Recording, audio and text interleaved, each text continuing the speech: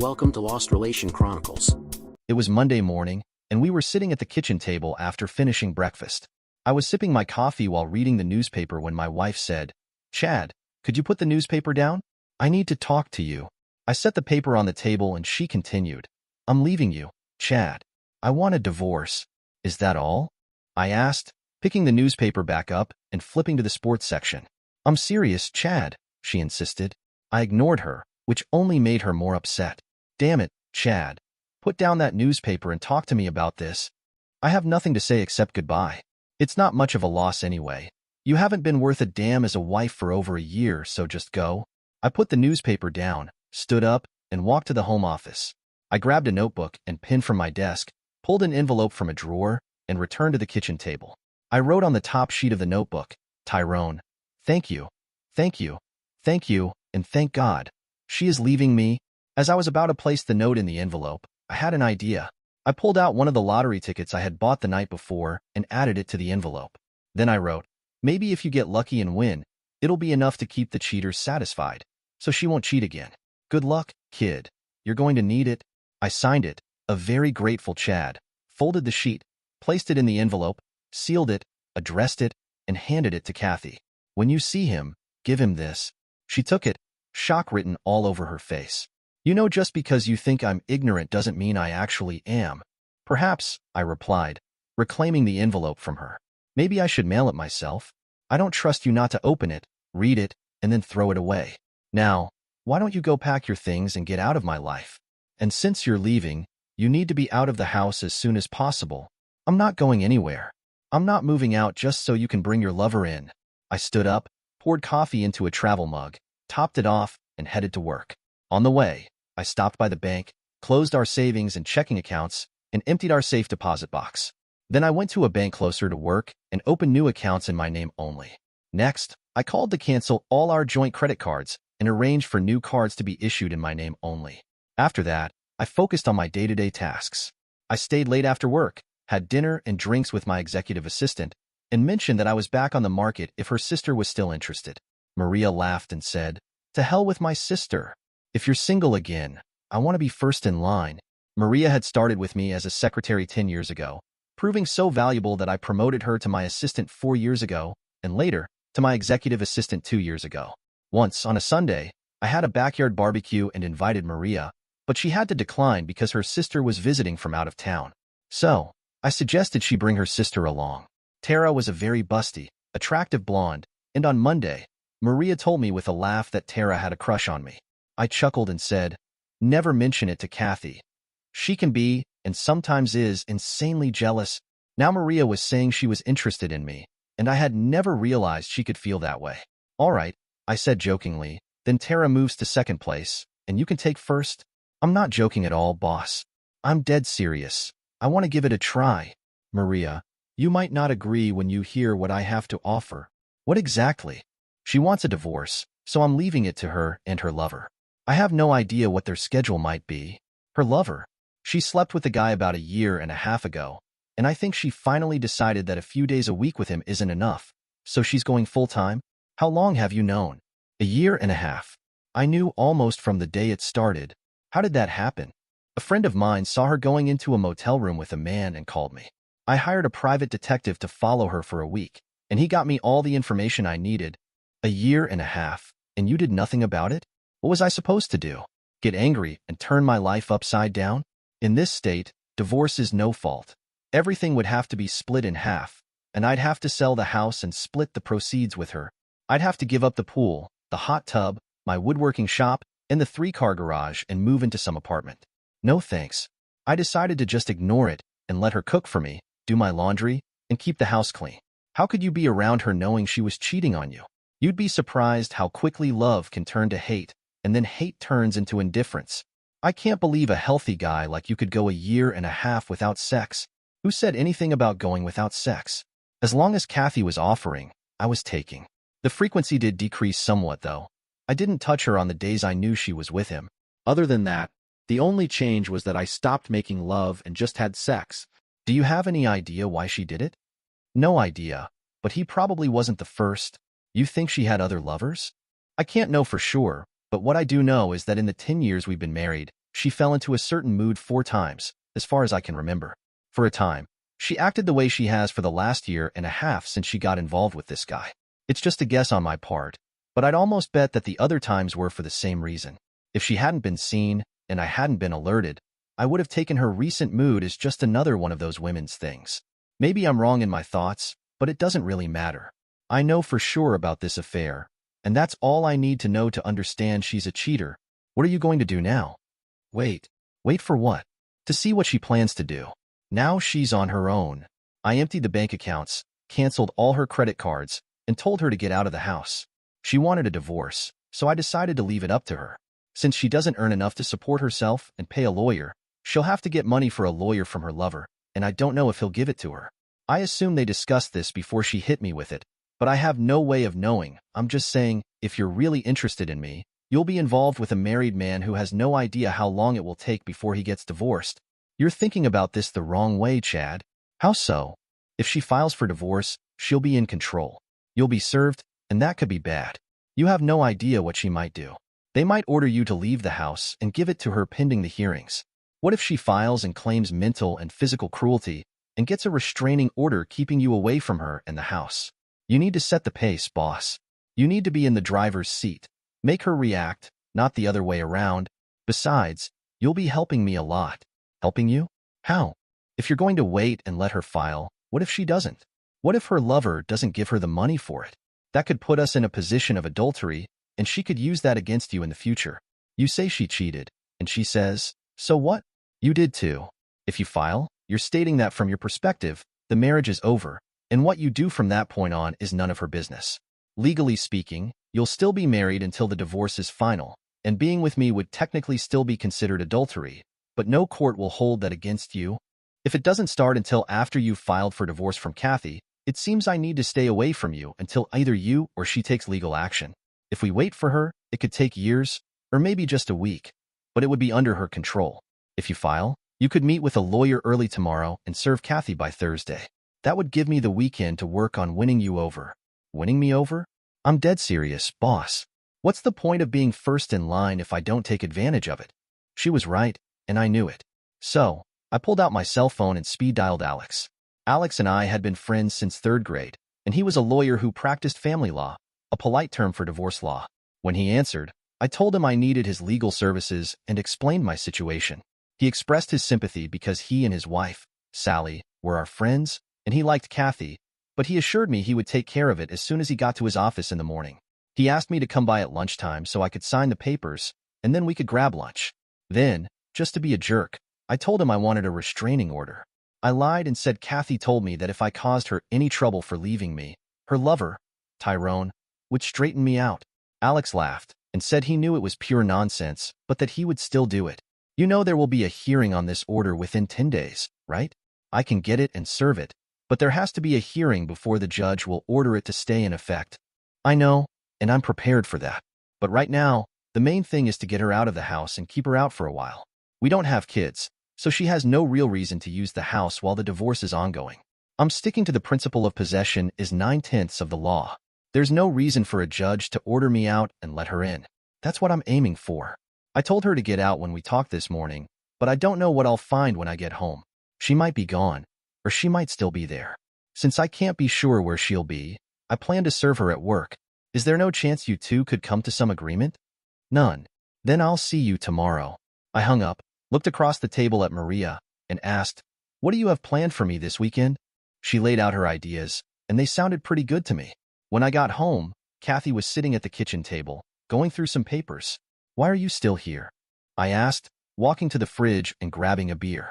This is my house too. I'll stay here until I can make other arrangements. If you don't like my company, feel free to move out. Not in your damn life. Sit down, and let's discuss what we're going to do. There's nothing to discuss. I know what I'm going to do, and I don't care what you plan to do. There are things that need to be worked out, Chad. No, Kathy. There are no such questions. It's simple. You said you want a divorce, so go and get it. You need to hire a lawyer, file the papers, and cover all the court costs. What I will do is fight you tooth and nail for every little thing. We live in a no-fault state. Everything is split 50-50, so decisions will have to be made about who gets what in this mess. I'll drag this out to keep your attorney fees piling up. You know they don't work for free, right? You want the coffee table? Well, guess what? I want it too. You want the couch? Too bad, Kathy. It has great sentimental value to me, and I simply must have it. Why all of a sudden? You didn't seem to care about any of this before. You didn't even show any emotion when I told you I wanted a divorce. All you did was tell me to pack my things and get out. That was before I had time to think about it. I looked into her eyes and took a risk. I let you off the hook the first 3 times because you didn't want a divorce. I loved you enough to keep quiet and stay with you because you always came back to me. She turned away when I mentioned the first 3 times, which, as far as I could tell, confirmed my suspicions. It's hard to say why I stayed with you. I didn't file for divorce. I thought maybe I did something that really pissed you off, and you felt you had to do this to get back at me. Eventually, you'd end your affairs, and I foolishly thought it was because you realized you loved me and came back. I looked down at the floor and noticed the mess on my shoes. I thought this thing with Tyrone was just a repeat of the previous times, but now I see I was wrong. I've come to understand that you're nothing but a lowly cheater. If you hadn't decided to leave me for Tyrone and ended things with him, you'd be spreading your legs for some other jerk in 6 months or a year. Thinking about it, I realized I needed some form of revenge. What I really wanted to do was take a thick belt and beat you with it until your skin broke and you bled on the floor, but that would just land me in jail. The only thing I could do without ending up behind bars was to make this divorce as difficult and expensive as possible for you. You're right. This is also your home, and if you've decided to stay, I have to let you be here, but I don't have to like it, and I don't have to talk to you. Move your stuff to one of the spare bedrooms and stay the hell away from me. I finished my beer and went upstairs to what used to be our bedroom to get ready for bed. I thought I had accomplished what I set out to do. I had given her something to think about. She needed to discuss everything with Tyrone and make decisions, which would take time. Time that Alex would use to serve Kathy and secure the restraining order. I could be wrong. Maybe Kathy had already met with a lawyer and the papers were on their way to me. But it was likely that I had taken the remaining funds when I canceled the credit cards, and they were about what I expected when I withdrew the cash from the bank. If she had seen a lawyer, she would have used our money to pay him. Of course, Tyrone could have covered the bill. All I could do was wait and hope that Alex took the first step. I got up and left the house before Kathy came out of her bedroom. I went to a bed and breakfast cafe for breakfast, and while sipping my coffee, I made a list of people to call once Kathy was served. I wasn't going to let her make me the bad guy. I would tell everyone about the divorce and explain why it was happening. At work, Maria told me she was really looking forward to the weekend, and I found myself hoping it would happen. I met with Alex for lunch and signed the papers. He said he would head to the county building after lunch to file the petition. You still want her served at work? Damn right I do. I think around 10 tomorrow. Call me as soon as it happens. I want the locks changed before she can come back home. I returned to work and arranged for the next day off. Before leaving the office, I called a locksmith and scheduled a quick service for the following day. It cost me a bit more, but I felt it was worth it. When I got home, Kathy's car was in the driveway, but she must have decided to stay in her room and not get in my way because I didn't see her. I left the house before she came downstairs and went to a bed and breakfast cafe for breakfast. Nina asked me where Kathy was. I always saw you together, and here you are 2 days in a row without her. You won't see us together anymore. We're splitting up. I see, she said, taking my order. When she placed the bill on the table, she added, "My phone number is on the back, not the restaurant's number, mine." I was speechless as Nina walked away. 2 women in 2 days had shown interest, so why wasn't I enough for the woman I married? I would never know because I'd never ask. I drank my coffee and read the morning newspaper, waiting for the time when Kathy usually left for work. Then I went home and started packing Kathy's things, moving them to the garage. At 10:15, Alex called and said the papers had been served. I called the locksmith, and within 20 minutes, he was at work. It wasn't even an hour later when Kathy's car sped up the driveway. She couldn't miss the wide-open garage door and the large cardboard sign that read, "Kathy, all your things are here in the garage." She stood there staring at the sign for a minute, then tried to enter the house, but of course, her keys didn't work. She rang the doorbell, but I didn't answer, and eventually, she left. I peeked into the garage and saw she had taken a couple of bags of her things. 2 minutes after she drove off, my cell phone rang, and it was Kathy. "Hello, you're an a-hole. Did you really have to embarrass me in front of my colleagues? It's better than letting you humiliate me in front of mine. What the hell is this restraining order crap? I was afraid you'd ask Tyrone to come and beat me up for being rude to you. That's why. And you know it. I need to get into the house to grab some things. All your things are in the garage, Kathy. I didn't change the garage door code, so your opener will work. If what you need isn't there, make a list and tell me where it is, and I'll move it to the garage. Stop being ridiculous, Chad. You're making this much harder than it needs to be. Sorry, Kathy. Causing you some inconvenience doesn't adequately pay back the years you tormented me. But I need to do something for my own mental health. Just be grateful I didn't get violent. Goodbye. After hanging up on Kathy, I sat down with the phone and started calling everyone on my list. Most were shocked to hear that Kathy had cheated on me, but 2 weren't surprised. One said, "Finally caught her, huh?" And the other remarked, "I always thought you had an open marriage. She was always out with some guy, and you never mentioned it." I figured I could cross those 2 off my friends list. Kathy's parents were the most affected by the news and tried to tell me I must be mistaken. I always liked them, and they treated me almost like the son they never had. But I wasn't going to let Kathy tell them her version and make it seem like it was all my fault. If I let that happen, they would think poorly of me, and I didn't want that. After dealing with the calls, I went through the house one more time to gather Kathy's things, then made myself lunch. I had just finished eating when the guys from Aries Security arrived, clearly not trusting me in the slightest and having no doubt that Kathy would violate the restraining order and try to break into the house. I decided to install a security system, complete with cameras, after Kathy's actions. On Thursday at work, I told Maria that we were ready to go for the weekend. She smiled, clearly excited. "Tomorrow night, dinner and dancing to start with," she said, returning my grin. When I got home, Kathy did exactly what I expected. She took some of her things and then broke into the house through the connecting door from the garage. The kitchen was a disaster. Plates and glasses were smashed all over the floor, and in the living room, several lamps were broken. But what made me smile was the sight of her pulling all my clothes out of the closet, piling them on the floor, and then she peed on them. All of this was recorded, showing not only that she violated the restraining order but also acted maliciously and destructively. This was evidence I could use at the restraining order hearing. I called Alex, and he contacted the police. They arrived, took a report, and snapped some photos. The next day, Kathy was arrested at work and taken to jail. She was fingerprinted, photographed, and brought before a judge, charged with violating the restraining order and willful destruction of private property. To my surprise, the judge set a hearing date and released Kathy on her own recognizance. Despite the chaos, my date with Maria was fun, and we scheduled a second date for Saturday. That too went well, and on Sunday, we enjoyed a lovely picnic together. On Monday, there was a hearing for the restraining order. When the judge saw the security camera footage, he not only made the restraining order permanent, but also ordered me to replace all the destroyed items, pay for the dry cleaning of my clothes, and cover the cost of cleaning the bedroom. He gave her 10 days to comply or face jail time for contempt of court. Just to be a jerk, I hired the most expensive cleaning company I could find to do the job. To my disappointment, Kathy managed to get the money to do everything the judge ordered. I never got to see Kathy jailed for contempt of court. The next 2 weeks passed, and Maria and I met often, but nothing more happened beyond a few kisses, sometimes quite intense, because neither of us felt comfortable since I was still a married man. However, we were slowly approaching the point where things were getting serious. We did not contest the divorce, and it was finalized in 6 months. It was a standard no-fault divorce, with everything split equally. I refinanced the house and bought out Kathy's share.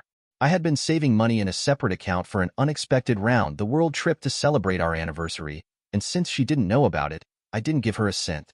She also had no idea about the last 2 certificates of deposit I had placed in the safe, which I bought with my last 2 bonus checks. I had one more small victory. Kathy was awarded alimony for 2 years, or until she remarried, but it was set at only $100 a week instead of the $500 she had tried to get.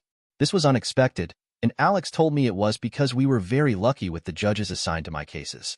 The judge who presided over the restraining order hearing and the judge who oversaw the divorce were not only cousins who apparently discussed their cases, but they also both had cheating wives in the past. Neither of the judges believed that an innocent husband should be punished for the actions of a cheating wife. While they adhered to the law, they didn't go beyond what was required. Whatever Kathy had with Tyrone clearly wasn't that great, as 7 months after the divorce was finalized, she was living with her parents. 8 months post-divorce, I found myself at a bar in the Hilton, enjoying a beer and a steak sandwich for lunch. That's when someone took the stool next to me and asked, "Can I buy you a beer?" I turned to see my ex-wife's former lover. Curious, I invited him to continue. He signaled to Agnes and ordered us both a beer. After she brought them, he took a sip and set his glass down, staring at it for a few moments as he began peeling the label off the bottle. A small pile of label bits formed in front of him before he spoke. "I didn't mean to screw things up for you," he said, still not looking up. "The night I met her, she wasn't wearing any wedding rings, so I had no idea she was married. She definitely wasn't acting like a married woman. She was at Bud's bar with a group of girls she worked with, and when I asked her to dance, she agreed. I bought her a drink, and she invited me to sit with her and the other girls. We danced 3 more times, and when I asked her out, she agreed. I quickly fell head over heels for her, and within a month, we were having sex whenever we could manage to meet up. Initially, we had to use motels since I was living with 2 roommates, and one of them was always around. We couldn't go to her place either, as she claimed she lived with her disabled mother, which also explained why we couldn't see each other more often. She said she could only go out when someone else was available to look after her mom. Eventually, I got my own apartment, so we didn't need to rely on motels anymore. Even though our meetings were irregular, I was in love with her and was planning to propose.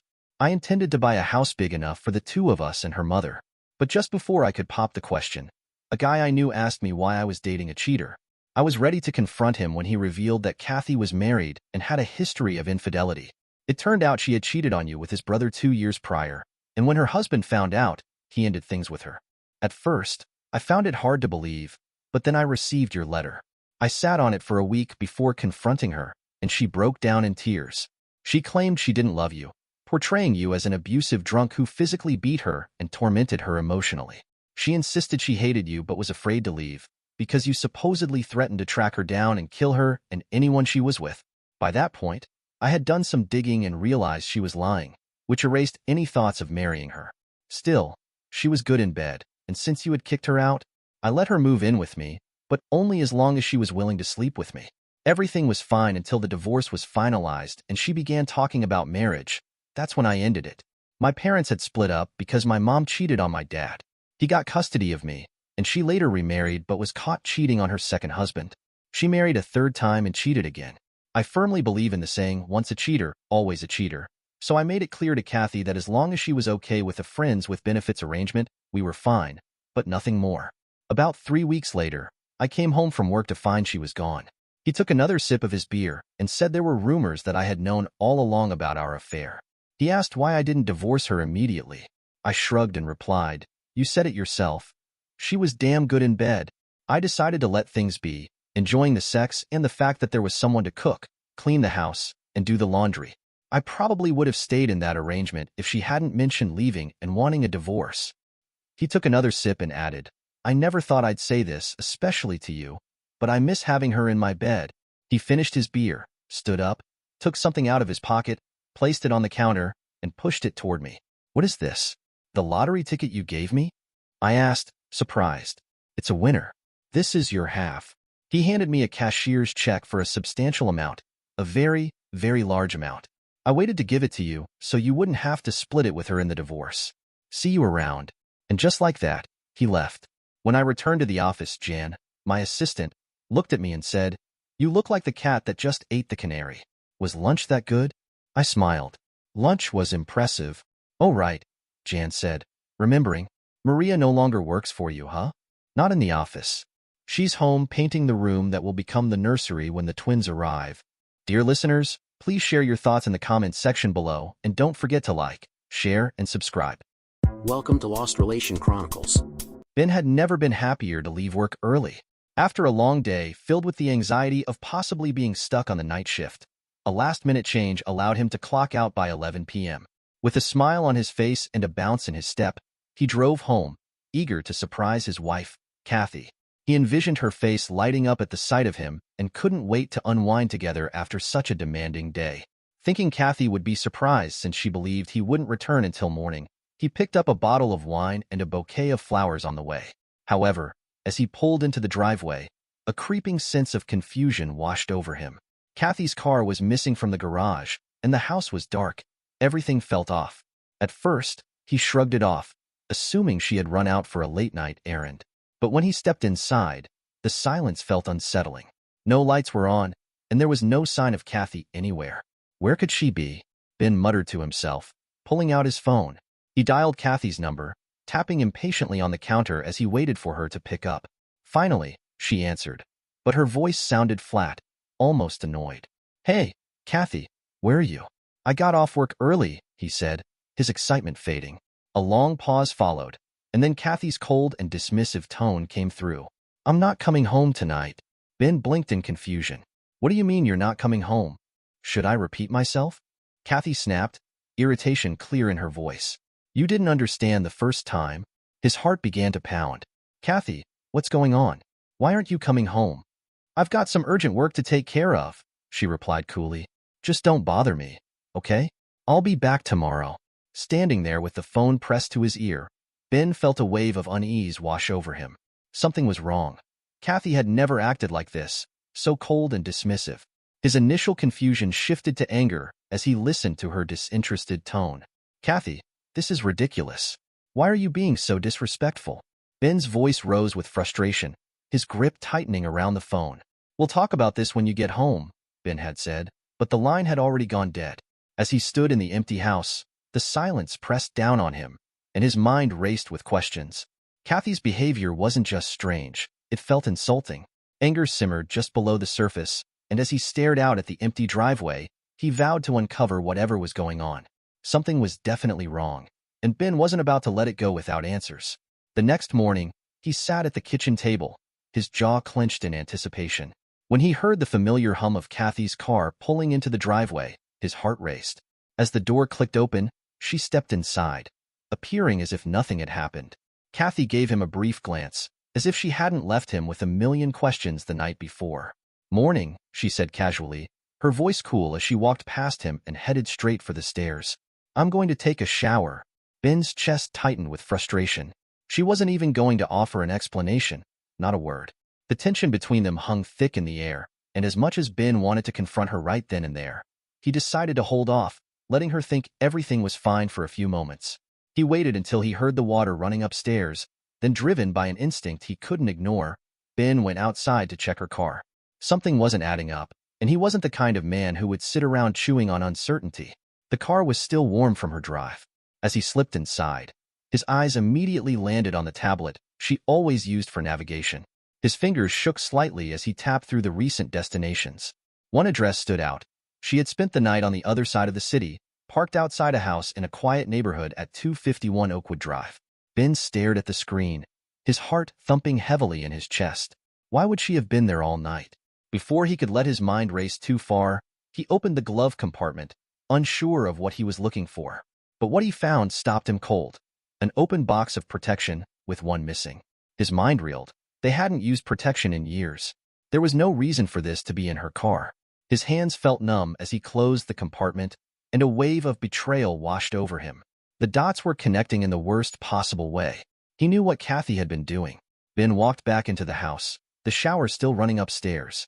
He sat at the kitchen table again, staring blankly at the floor as he waited for her to finish. The minutes dragged on, but the moment she stepped out of the bathroom, he was ready. Kathy came down the stairs with her wet hair wrapped in a towel, her face fresh and unconcerned. She glanced at him, but Ben's hard stare stopped her in her tracks. What? She asked, her tone already defensive. We need to talk, Ben said, his voice low but firm. Kathy rolled her eyes. About what now? About where you were last night. His gaze was unflinching as he watched her, waiting for her reaction. He held her car keys in his hand. Kathy's face darkened. What the hell, Ben? You were going through my car? My stuff? Answer the question. Ben shot back, his frustration bubbling to the surface. Whose house is 251 Oakwood Drive? Why were you there all night? Kathy's eyes flickered with something. Guilt? Defiance?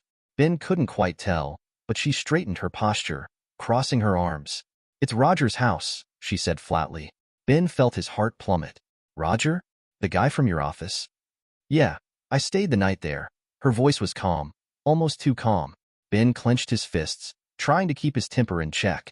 You think I'm an idiot?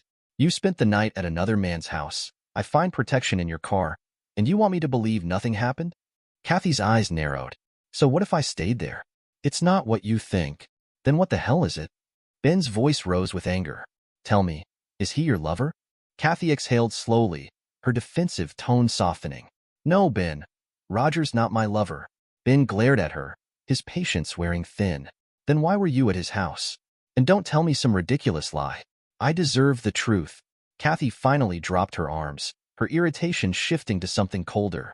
Look, I had some problems at work, okay? Roger helped me out. He covered for me in front of our bosses. If he hadn't, I might have lost my job. I went over there to thank him. Thank him? Ben's eyes burned with disbelief. So what? You slept with him out of gratitude? Kathy's expression remained unchanged. It was my idea, Ben. Roger didn't ask for it. I knew he found me attractive, and I decided to give him something for helping me out. Ben's blood ran cold. You gave him something? You mean? He stopped, struggling to find the words. You slept with him as some kind of reward? Kathy's calmness was infuriating. Yes, she said simply. It wasn't cheating, Ben. It was just a transaction, a voluntary, honest deal. No feelings involved. Ben stared at her, utterly stunned. He had no words for how absurd, how cold this all sounded. You sold yourself for your career? Kathy looked at him without flinching. I gave him a little happiness in return for helping me. That's all. Ben's heart ached as the reality of her words sank in. Kathy, how could you even think that was okay? She shrugged. It was a professional courtesy. He did me a favor. I did him one. That's it. Ben felt his world collapse around him. He stared at Kathy, trying to process the absurdity of her words. She didn't flinch, didn't show a trace of remorse. Ben, she continued, her voice unervingly calm. I don't think we should dwell on this. You may be upset by what you've learned, but you know that you're my husband, and I love you. One night, one mistake shouldn't be the reason for a divorce or for ruining what we have. She said it as if she were smoothing over some minor inconvenience. Ben's mind whirled, his heart racing with disbelief. She wasn't merely asking for forgiveness. She was treating the whole thing as if it were something they could brush aside, as if it held no significance. Let's just forget about it, Kathy added, her tone breezy, as if suggesting they overlook an unpaid bill. Ben couldn't respond. His mouth felt dry, and his throat tightened under the weight of her betrayal. He sat there in stunned silence while Kathy's gaze wandered to the bouquet of flowers sitting on the counter, the very ones Ben had picked up the day before to surprise her after his early return from work. A smile broke across her face. Wow, honey, are these flowers for me? She asked, walking over to admire the vibrant petals, completely oblivious to the tension in the air. You're so good to me. She didn't wait for a reply.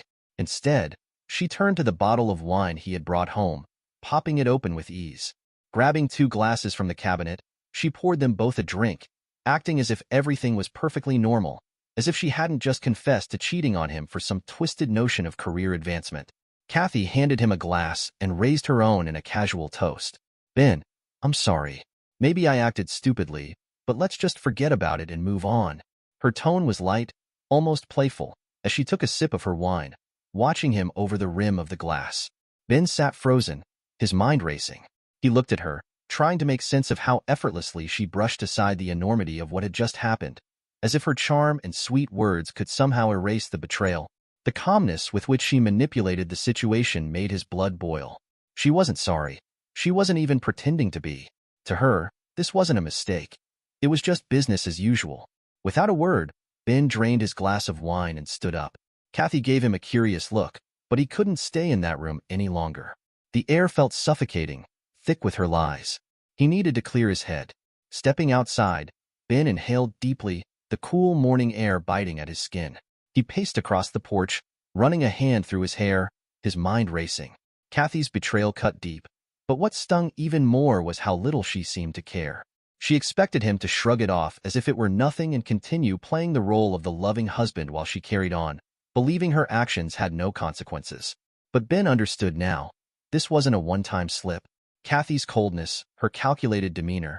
It was clear to him that what she had done wasn't a mistake at all. It was a choice, a deliberate, selfish choice. Kathy might think she could walk all over him, make him look like a fool, but she had it all wrong. If she wanted to play games, he would play along for now, but on his terms. The more he thought about it, the clearer his plan became. Kathy wanted to make him feel like an idiot? Fine. He would let her believe she had succeeded. But before he handed her those divorce papers, before she thought she could walk away from this unscathed, he would give her something to remember. A small, elegant revenge, something she wouldn't see coming. As he stood there watching the world wake around him, Ben allowed himself the first small smile he'd felt in hours. Kathy thought she had control. She thought she could manipulate him. But she was about to learn what it felt like to be played. It was time to talk to a lawyer, but first, he had a little surprise to plan. Ben stood on the porch, his plan beginning to take shape in his mind. Kathy thought she had outsmarted him, but she had revealed her weakness, her career. That was the key. If her job meant so much to her that she would betray her marriage for it, then it was the perfect place to strike. Before Ben could set anything in motion, he needed an alibi. Something airtight that would put him far from home, far from suspicion. He took a deep breath and headed back inside, mentally shifting gears. He had to play the part of the forgiving husband for just a little longer. Kathy, he called as he walked into the kitchen, where she was casually sipping her wine. She looked up, her face softening as she noticed the change in his tone. He forced a small smile. "I've been thinking," Ben began, sitting back down across from her. "Maybe you're right. We've been through a lot together, and one mistake shouldn't tear us apart." Kathy's face lit up slightly, her smile returning as if she hadn't expected him to come around so easily. "I knew you'd see reason. Ben, we're stronger than this." He nodded, pushing down the resentment bubbling inside him. "Let's move on. I don't want to lose what we've built." Kathy reached across the table and took his hand, giving him a warm look as though everything had fallen neatly back into place. But Ben was already thinking ahead. She was playing right into his hands. The next morning, Ben went to work determined to make the next move. He headed straight to his boss's office, knocking on the door before stepping inside. When John, his manager, waved him in, Ben found him leaning back in his chair, clearly not expecting anything out of the ordinary. "Ben, what's up?" John asked. "I need a favor," Ben said, trying to sound casual. "I'd like to request a business trip to our production site in the next city. I think it's time for an inspection, and it would be good to get away for a bit." John raised an eyebrow. "A business trip? Now? You don't usually ask for that." Ben shrugged, trying to make it seem like no big deal. "Yeah, I've been under a lot of stress lately, and I think it would do me good. Plus, I can take a look at how things are running at the production site." "It's been a while since anyone went out there," John said, leaning forward and considering for a moment. "You know, I've been meaning to send someone out for an inspection. It could be a good opportunity for you. How long do you need?" Ben asked, already picturing how this was going to play out. "A week should be enough," he replied. John nodded. "All right, I'll get the paperwork sorted today. You'll have everything you need by the end of the week." "Thanks, John. I really appreciate it," Ben said, feeling a sense of relief wash over him. Later that day, Ben received all the official documents for the business trip. Signed papers, company authorization, everything to make his absence completely legitimate. This was the alibi he needed. When he returned home that evening, he made sure to show Kathy the papers, casually handing them to her as they sat down for dinner. "Looks like I've got a business trip lined up," Ben said. "I'll be gone for a week starting Monday." Kathy glanced at the papers, her eyes scanning them before she handed them back. "A week? Huh? Well, I guess I'll miss you. But work is work, right?" "Exactly," Ben said, keeping his tone even. "Just part of the job." Kathy smiled, not a hint of suspicion in her eyes. She believed him completely, and that was exactly what Ben wanted. Over the next few days, Ben set the wheels of his plan in motion. With his alibi secured, he focused on finding the right people to help him execute his revenge. After some searching, he connected with a group of young event planners who specialized in flash mobs and creative pranks. They were used to organizing all kinds of public stunts, and Ben's request intrigued them. Ben met with the group in a small cafe a few miles from his house. He laid out the details of what he wanted. A carefully orchestrated scene that would leave Kathy rattled, confused, and humiliated. But nothing that would cross the line into anything truly harmful. It had to be elegant, subtle, but devastating. "Okay, so you want us to stage a show?" one of the organizers asked, intrigued but slightly confused. Ben nodded, his expression serious. "Exactly. I need something that will make her think she's losing her mind. Something she'll never see coming. It needs to feel personal, like she's being exposed for who she really is, but in a way that makes her question everything." The group exchanged glances, already brainstorming ideas. "We can do that," one of them said, smiling. "We've done this sort of thing before, and trust me, if you want her to feel the heat, we can deliver." On Monday morning, Ben left for his business trip with all the official papers in order. Kathy saw him off without much thought, believing that everything between them had returned to normal. She had no idea what was coming. Like any other day, Kathy started her morning routine by heading to the cafe near her office for her usual coffee and croissant. The scent of fresh pastries filled the air as she stepped inside the familiar atmosphere, giving her a sense of comfort. She placed her order and waited at the counter as the barista prepared her coffee. Just as Kathy reached for her cup, a man in a sharp business suit walked up beside her. He glanced at her as if recognizing her from somewhere, then gave a slight knowing smile. "Oh, it's you," he exclaimed, his voice dripping with false sincerity. "I recognized you. You're the Bin A woman who thanks her colleagues at work, in bed. How kind you are." Kathy froze, the words hitting her like a slap. She stared at the man, her heart racing. "Excuse me," she stammered, utterly confused. The man chuckled, his expression serious but laced with unsettling amusement. "It's just so generous of you, really. Not many people would be that giving to their coworkers." With that, he turned and walked away, leaving Kathy standing there, stunned. She stood in silence for a moment, trying to process what had just happened. Surely, this was some kind of mistake. Maybe he had confused her with someone else. Shaking it off, she quickly grabbed her coffee and croissant and left the cafe, her mind spinning but determined to move on. The next day, Kathy found herself back at the cafe, though the strange encounter from the previous morning lingered in her mind. She was trying to forget it. People made weird comments all the time. It didn't mean anything. As she approached the counter to place her order, an elderly gentleman dressed impeccably shuffled up beside her. His eyes widened as he saw her, and he turned to face her with a warm smile. "Oh, madam," he exclaimed, his voice full of admiration. "I've heard about your generosity. It's truly inspiring. Sharing your body for the sake of career success. What a real feat of sacrifice." Kathy's face went pale. She blinked at the man, speechless, a pit forming in her stomach. What are you talking about?" she managed to say, her voice barely above a whisper. The elderly man waved a hand dismissively. "Oh, don't be so modest. Word travels fast about people like you. So selfless, so accommodating in the workplace. Quite the story." He smiled one last time before turning away. Kathy's hands trembled as she picked up her coffee, her mind racing. This wasn't a coincidence. Twice now, strangers had approached her making these awful, insinuating comments. But how? How did they know? She left the cafe in a daze, the weight of paranoia beginning to settle in her chest as she walked to her office. Her thoughts kept circling back to that night with Roger. No one else knew about it. No one except him. By the middle of the week, Kathy was on edge, her nerves frayed. She had convinced herself that maybe the previous encounters were flukes, random, unconnected comments. But as she stepped into the cafe that morning, the familiar dread washed over her. She placed her order and waited, glancing around nervously. Just as the barista called her name, a young woman with a tray walked up beside her, balancing several drinks in her hands.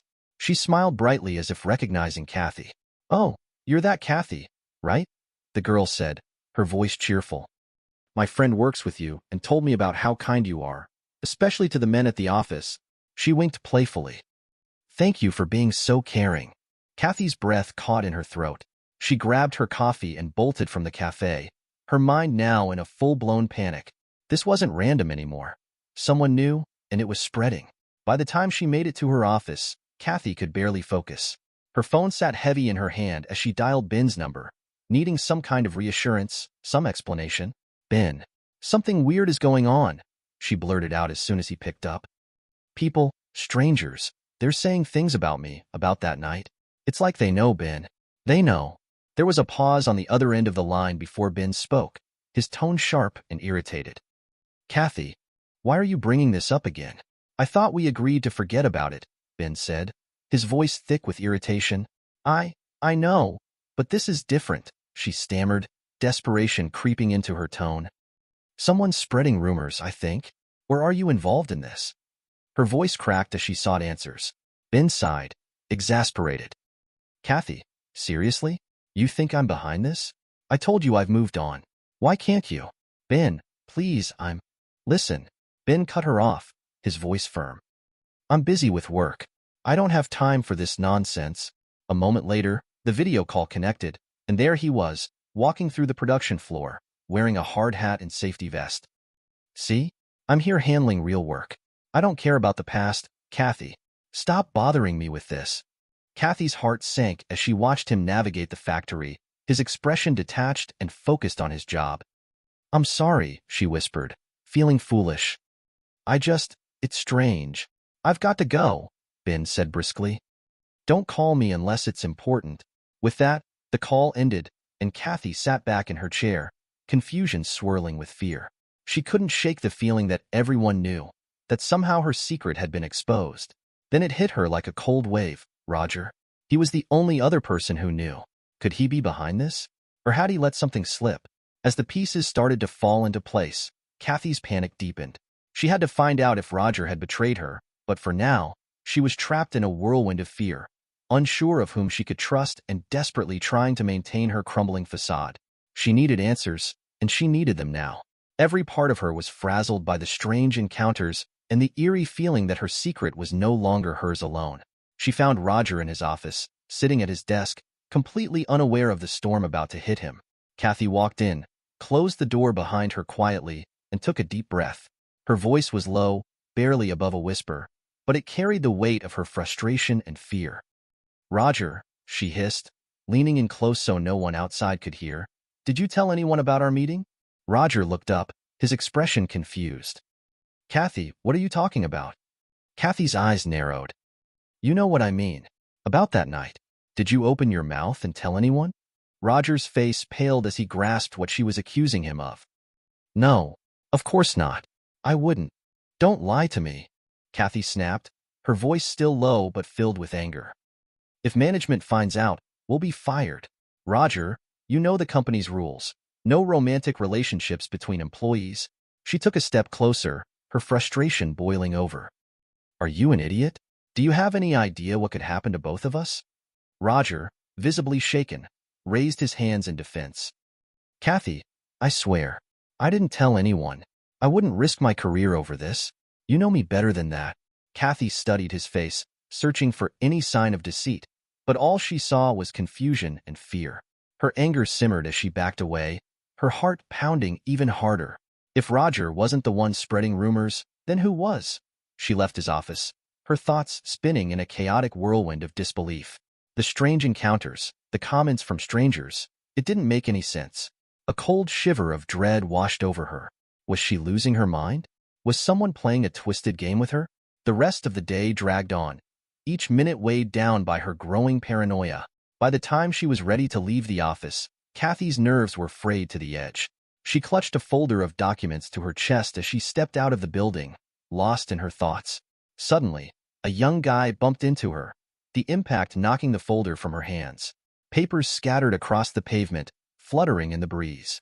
"Oh, I'm so sorry," the guy said quickly, bending down to help her collect the papers. Kathy knelt down beside him, her frustration barely held in check. "It's okay. It's my fault. I wasn't paying attention," she said, her voice strained as she grabbed the last of the documents. "Thanks for helping." The guy smiled, his eyes glinting with a strange look. "No need for verbal thanks," he said smoothly, standing up and brushing himself off. "You can thank me by giving me a night with you for saving your documents." Kathy's heart skipped a beat, her eyes locking onto his in disbelief. "What did you just say?" she asked, her voice shaky. The guy's grin widened. "I can see it in your eyes. You like to thank men, especially when it's career-related, right?" Kathy's temper flared, and before she could stop herself, she threw the folder at him. "You sick scumsucker," she shouted, her voice trembling with fury. "I won't leave a wet spot of you." He laughed, a sinister chuckle that sent chills down her spine. Without another word, he turned and sprinted down the street, disappearing around the corner before she could even think to chase him. Breathing heavily, Kathy stood frozen in place, her body trembling with a mix of rage and fear. She felt like the ground was slipping beneath her feet. Everywhere she turned, someone was reminding her of that night, mocking her as if the whole world had found out her secret. That evening, Kathy sat in her dimly lit living room, a glass of wine clutched tightly in her shaking hands. She had barely touched her dinner, her stomach in knots, her mind replaying the events of the last few days over and over again. Her heart raced, and no amount of wine seemed to calm her nerves. She felt like she was unraveling. Nothing made sense anymore. Who were these people, and how did they know? Or worse, was she losing her mind? The more she thought about it, the more she wondered if she was imagining it all. Was the guilt of what she'd done with Roger driving her to paranoia? Her hands trembling, Kathy grabbed her phone and opened the browser, her fingers hovering over the screen for a moment before she typed in a search. "Psychotherapists near me." As the list of names appeared on the screen, She stared at it blankly, the realization sinking in. She needed help. Either someone was playing an elaborate and cruel game with her, or her mind was betraying her. Either way, she knew one thing for sure. She was teetering on the edge of something she couldn't control. By Friday morning, Kathy was on edge, her nerves frayed from the week's strange encounters. Determined to avoid any more awkward or humiliating situations, she made a decision. No coffee stop, no lingering on the street. She headed straight for the office, hoping that throwing herself into work would calm her down. She needed to forget the past few days and focus. Maybe, just maybe, this day could pass without incident. By the time the other employees started trickling into the office, Kathy was already at her desk, furiously typing away. As the hours passed, a strange sense of calm washed over her. For the first time in days, she felt like she was regaining control. The office buzzed with the usual morning chatter, and Kathy breathed a small sigh of relief. Finally, she thought, some peace. But that peace didn't last long. About an hour later, just as she was starting to feel normal again, the office door swung open, and a courier walked in, holding a massive bouquet of red roses. The sight immediately drew attention, heads turning from all corners of the office. The courier, seemingly oblivious to the tension in the air, made his way to the middle of the room and loudly announced, "Delivery for Kathy." The words hit her like a shockwave. Kathy's stomach twisted into knots as she stood up, already feeling the heat of everyone's gaze. Several of her colleagues, curious and amused, gathered around to see what was happening. Kathy approached the courier, her heart racing. "I didn't order anything," she said sharply, trying to keep her voice steady. "Why do you think these flowers are for me?" The courier gave her an innocent shrug, then pulled out a small card tucked between the roses. Clearing his throat, he began reading the note aloud, his voice loud enough for everyone in the office to hear. "For the sexiest and most divine Kathy, who made me happy that magical night. Signed, Roger." The room went silent for a split second before laughter and whispers erupted around her. Kathy felt the blood drain from her face as she stood there, frozen in horror. She could hear the stifled giggles of her co-workers, the murmured comments, the judgmental eyes scanning her from head to toe. It was a nightmare come to life. Without thinking, Kathy lunged forward and knocked the bouquet out of the courier's hands, sending roses scattering across the floor. "What the hell is this?" she screamed, her voice trembling with fury and humiliation. "What kind of disgusting joke are you playing?" Her colleagues, some still laughing, looked on in shock as Kathy's outburst continued. She couldn't stop herself. Her nerves had finally snapped. People whispered, exchanged glances, and a few even tried to calm her down. But Kathy was beyond reasoning. "Kathy, relax," one of her co-workers said, though the smirk on her face made it clear she wasn't taking any of this seriously. But to Kathy, it was a nightmare, and the fact that Roger wasn't even there to explain himself only made it worse. In an ironic twist, Roger was absent because he had been sent to another office at their boss's behest. As Kathy tried to catch her breath, shouting obscenities at the courier, who was now frantically backing away, the door to the boss's office flew open. Mr. Brown strode out, his face a mix of confusion and concern. He took one look at the chaos, Kathy screaming, the bouquet on the floor, and the courier practically running for the exit, and quickly stepped into the middle of it. "What the hell is going on here?" Mr. Brown demanded, his eyes darting from Kathy to the scattered flowers and the note, which he bent down to pick up. He quickly scanned the words on the card, his face hardening with each passing second. "Kathy," he said sternly, holding the note up, "what have you done? What's going on? And how are we supposed to understand this?" Kathy, still shaking with anger, couldn't seem to form a coherent response. Her mind was a blur of rage, fear, and shame. While her co-workers watched, their whispers growing louder. "Kathy," Mr. Brown pressed, his voice growing sharper. "Did Roger really send you these flowers? Are you two in a relationship? You're married, Kathy, and you know the company policy?" "No, no," Kathy screamed, her voice cracking. "This is all a setup, some kind of sick joke. I would never." But the words caught in her throat, and her hands trembled uncontrollably. Mr. Brown eyed her carefully, his brow furrowing in concern and suspicion. "Kathy," he said slowly, "you're not making any sense. You're acting irrationally. If Roger's involved in this, I need to know now. Otherwise, you're putting your entire career at risk." Kathy's heart raced as she looked around the room. The judgment, the laughter, the suspicion all closed in on her like a vice. "It's not true," she shouted again. But her voice was weaker now, less convincing. I don't know what's happening.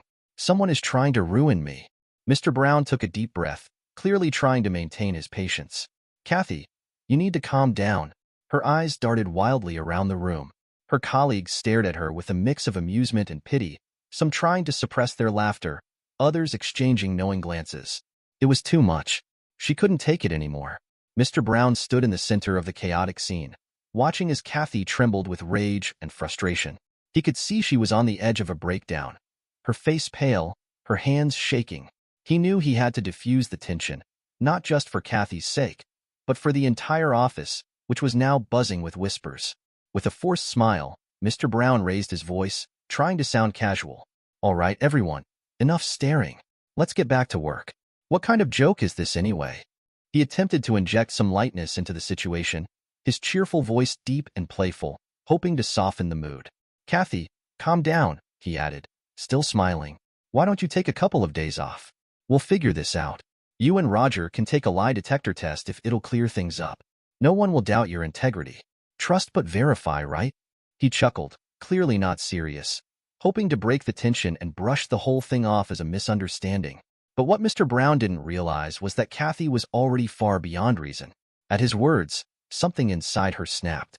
Yes, I slept with Roger, she screamed, her voice raw with fury and humiliation. The entire office went dead silent. I rode him like a young stallion, and I enjoyed every second of it. And all of you? You're just a bunch of miserable, nosy scumsucker trying to stick your noses into someone else's life. Gasps echoed through the room, and people exchanged wide-eyed looks. Kathy's face flushed as she realized what she had just said, but the dam had already burst. Tears welled up in her eyes as she grabbed her purse in a wild rush and ran toward the door, her sobs filling the otherwise silent office. As Kathy stormed out, she collided with Roger, who had just returned from his assignment.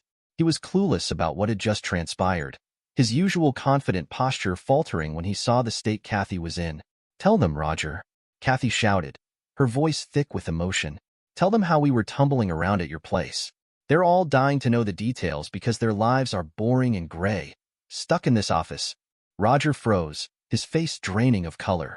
His knees trembled slightly as he struggled to comprehend what was happening. His wide eyes darted around the room, taking in the shocked faces of their coworkers. Kathy's words hung in the air like a thick, suffocating cloud. Kathy, why did you tell everyone about this? It was our secret, Roger asked weakly, his voice barely above a whisper. He looked utterly lost, as if the ground had been ripped out from under him. So it's true? Mr. Brown asked, his voice heavy now, devoid of any humor. His eyes locked on Roger, who stood there like a deer caught in headlights. There was something going on between you two? Roger looked down at the floor, his face ashen as he mumbled, I didn't tell anyone. I swear I didn't. Mr. Brown pinched the bridge of his nose, exhaling heavily. Well, that's it then, he muttered, his voice barely loud enough for the closest onlookers to hear. He looked at Roger with a mixture of disappointment and frustration. Roger, we need to have a conversation. Now. As Roger followed Mr. Brown into his office, the rest of the staff erupted into a quiet murmur, exchanging glances and hushed comments about what had just unfolded. Kathy's breakdown, her shocking confession, and Roger's stunned reaction had thrown the office into complete disarray. Ben returned home on Saturday, feeling a mix of satisfaction and curiosity. He had orchestrated part of Kathy's downfall, but he had no idea how far things had spiraled out of control while he was away. The moment he walked into the house, the air felt heavy, thick with tension. He found Kathy in the kitchen, sitting at the table with a glass of wine clutched in her trembling hand. Her eyes were wild, a mix of depression and madness. The woman who once carried herself with such confidence now looked completely broken. Ben could sense that something terrible had happened. The moment Kathy saw him, her expression twisted into fury. You, she screamed, rising to her feet. You did this. You set me up, didn't you? You planned all of it.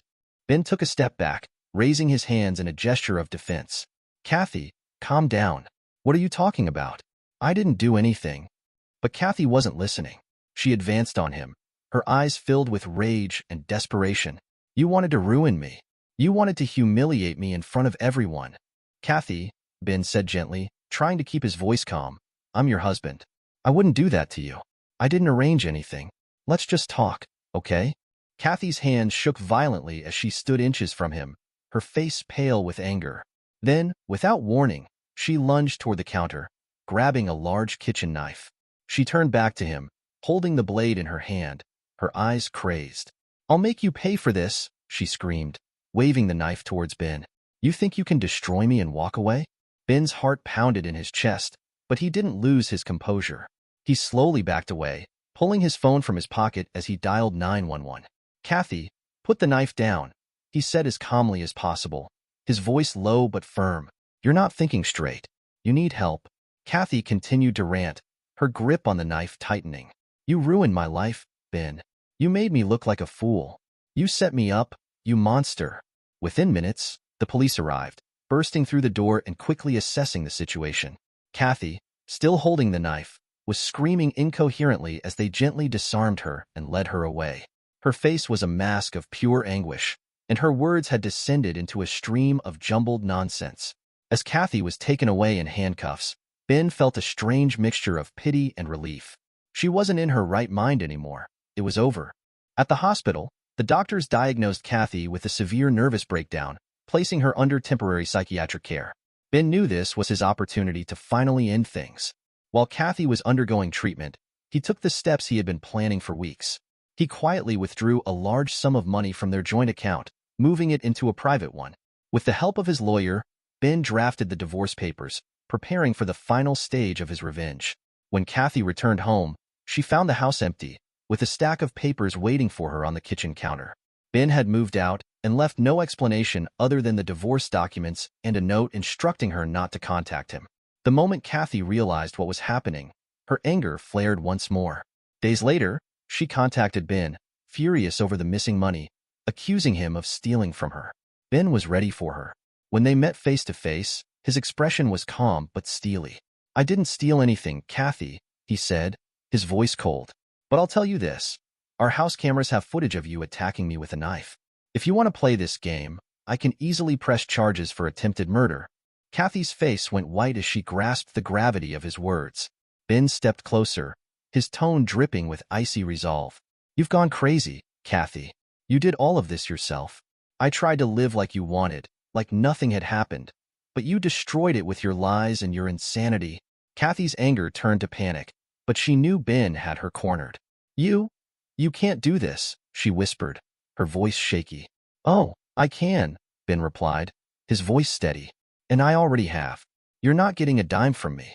You've lost everything, and if you push me any further, I'll make sure everyone knows exactly what happened." With no options left, Kathy signed the divorce papers. She lost her job, her reputation was ruined, and Roger was fired as well. Their office scandal had spread like wildfire. Meanwhile, Ben walked away free from the nightmare Kathy had created, his revenge complete. This was Ben's harsh, calculated revenge. He had been patient, had played the role, and now Kathy's own actions had brought about her downfall. The thrill of victory coursed through him as he realized he had finally escaped the chaos she had wrought and reclaimed control over his life. Dear listeners, please share your thoughts in the comments section below, and don't forget to like, share, and subscribe. Welcome to Lost Relation Chronicles. I've heard many stories about cheating spouses, both husbands and wives. Every person reacts differently when they find out their partner has been unfaithful, but in most cases, you might expect the husband to lose his temper and take some sort of action if he finds another man in bed with his wife. I've read a few stories where the husband comes home early, only to spot an unfamiliar car in the driveway. He quietly enters the house, hears sounds coming from the bedroom, and finds the door slightly ajar.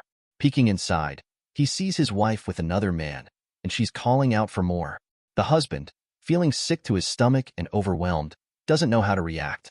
So, instead of confronting the situation, he quietly leaves the house, goes to a bar to think things over, and drinks a pint of Jim Beam. Later, he returns home as if nothing happened and starts thinking about some sort of revenge. Now, I'm not attacking the writers or authors of these stories, but to me, this kind of behavior seems weak. These men, in my view, are letting someone else take advantage of their wife while they stand by and do nothing. Instead of acting decisively, they try to ignore the situation, perhaps to protect their marriage or avoid facing the painful truth. But is this what real men do? I don't think so. Let me tell you about my experience. Laura and I had been married for 11 years, and we had 2 children, Trevor, who was 10, and Jasmine, who was 8. Like most marriages, we thought we had a good thing going. In the early years, we were very active in our physical relationship, trying different things. Some of them great, others not so much. But we both put effort into it. Laura's favorite was being on top, and I didn't mind that at all. However, as time went on, things started to change. We got ourselves into a lot of debt, which we were both responsible for. We wanted the things our parents had, but we wanted them right away, not understanding the time it took for them to achieve it. It wasn't just Laura spending money. I also wanted new gadgets and appliances, like a big screen TV. With my work at the factory, I was putting in long hours, but the pay wasn't enough to cover our growing debts. Laura suggested she could get a job to help with the finances, and I agreed, even though I felt guilty. It wasn't ideal, but it was necessary. She took a job at a local department store, which didn't pay much, but it helped. With her working, we didn't see each other as much as we used to, and the intimacy between us became less frequent. She said it was because of the kids and her work, and I understood, but it was hard. We argued about money, and eventually, the arguments shifted to housework. Laura felt I wasn't doing enough, and when I tried to pitch in, it was never done right or the way she wanted. The lack of intimacy felt like punishment. In response, I started going to the bar more often. I was angry and tired of being alone. The kids would go to their grandparents' house, and I would go to the bar to kill time. I met a few women there, but I didn't do anything beyond talking to them. I bought them a few drinks, and word of this reached Laura. She was furious, and it led to a confrontation where she said if I was going to cheat, she could do the same. I denied it, of course, and told her whoever told her that was lying. She didn't tell me who had said it, but she went to bed, locking herself away from me.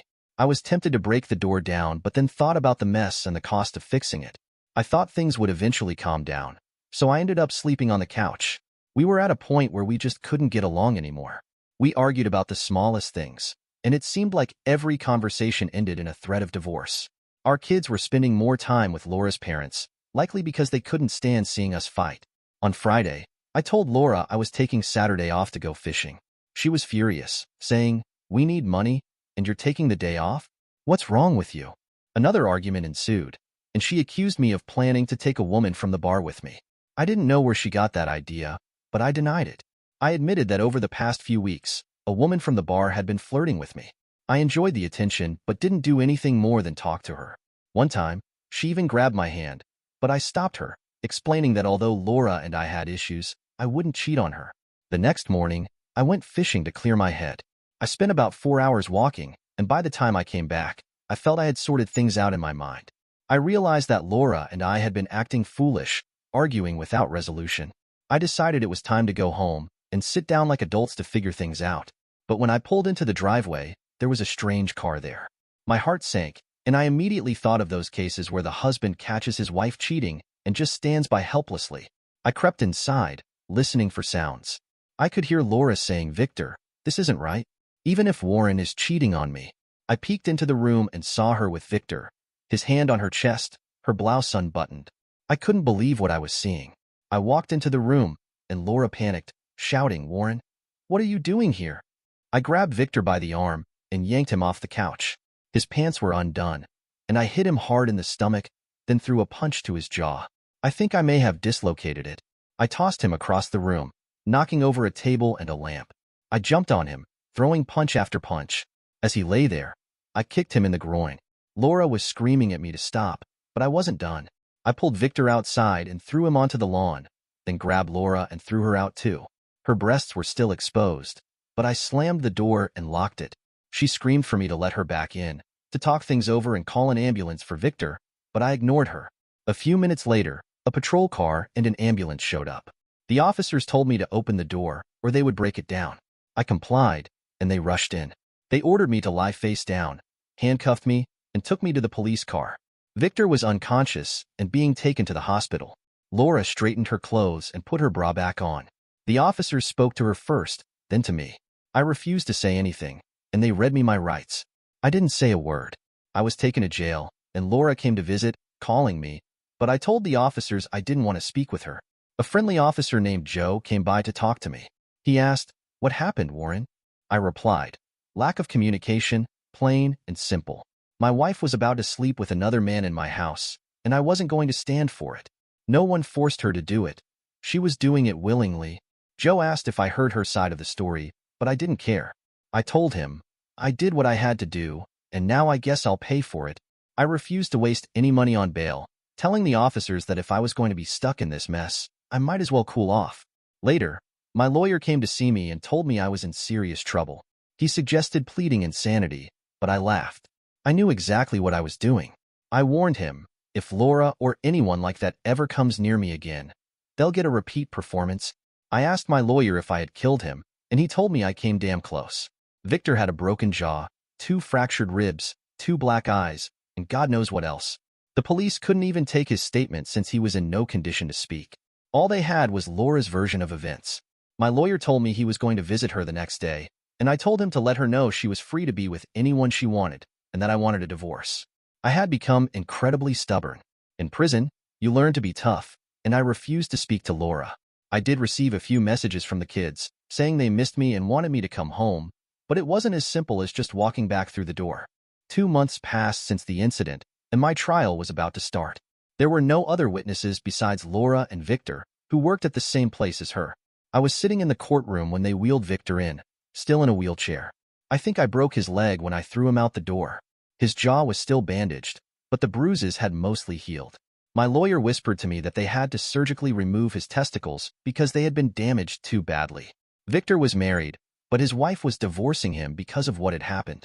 He could barely speak because of the brace on his jaw, and his written statements were hard to read.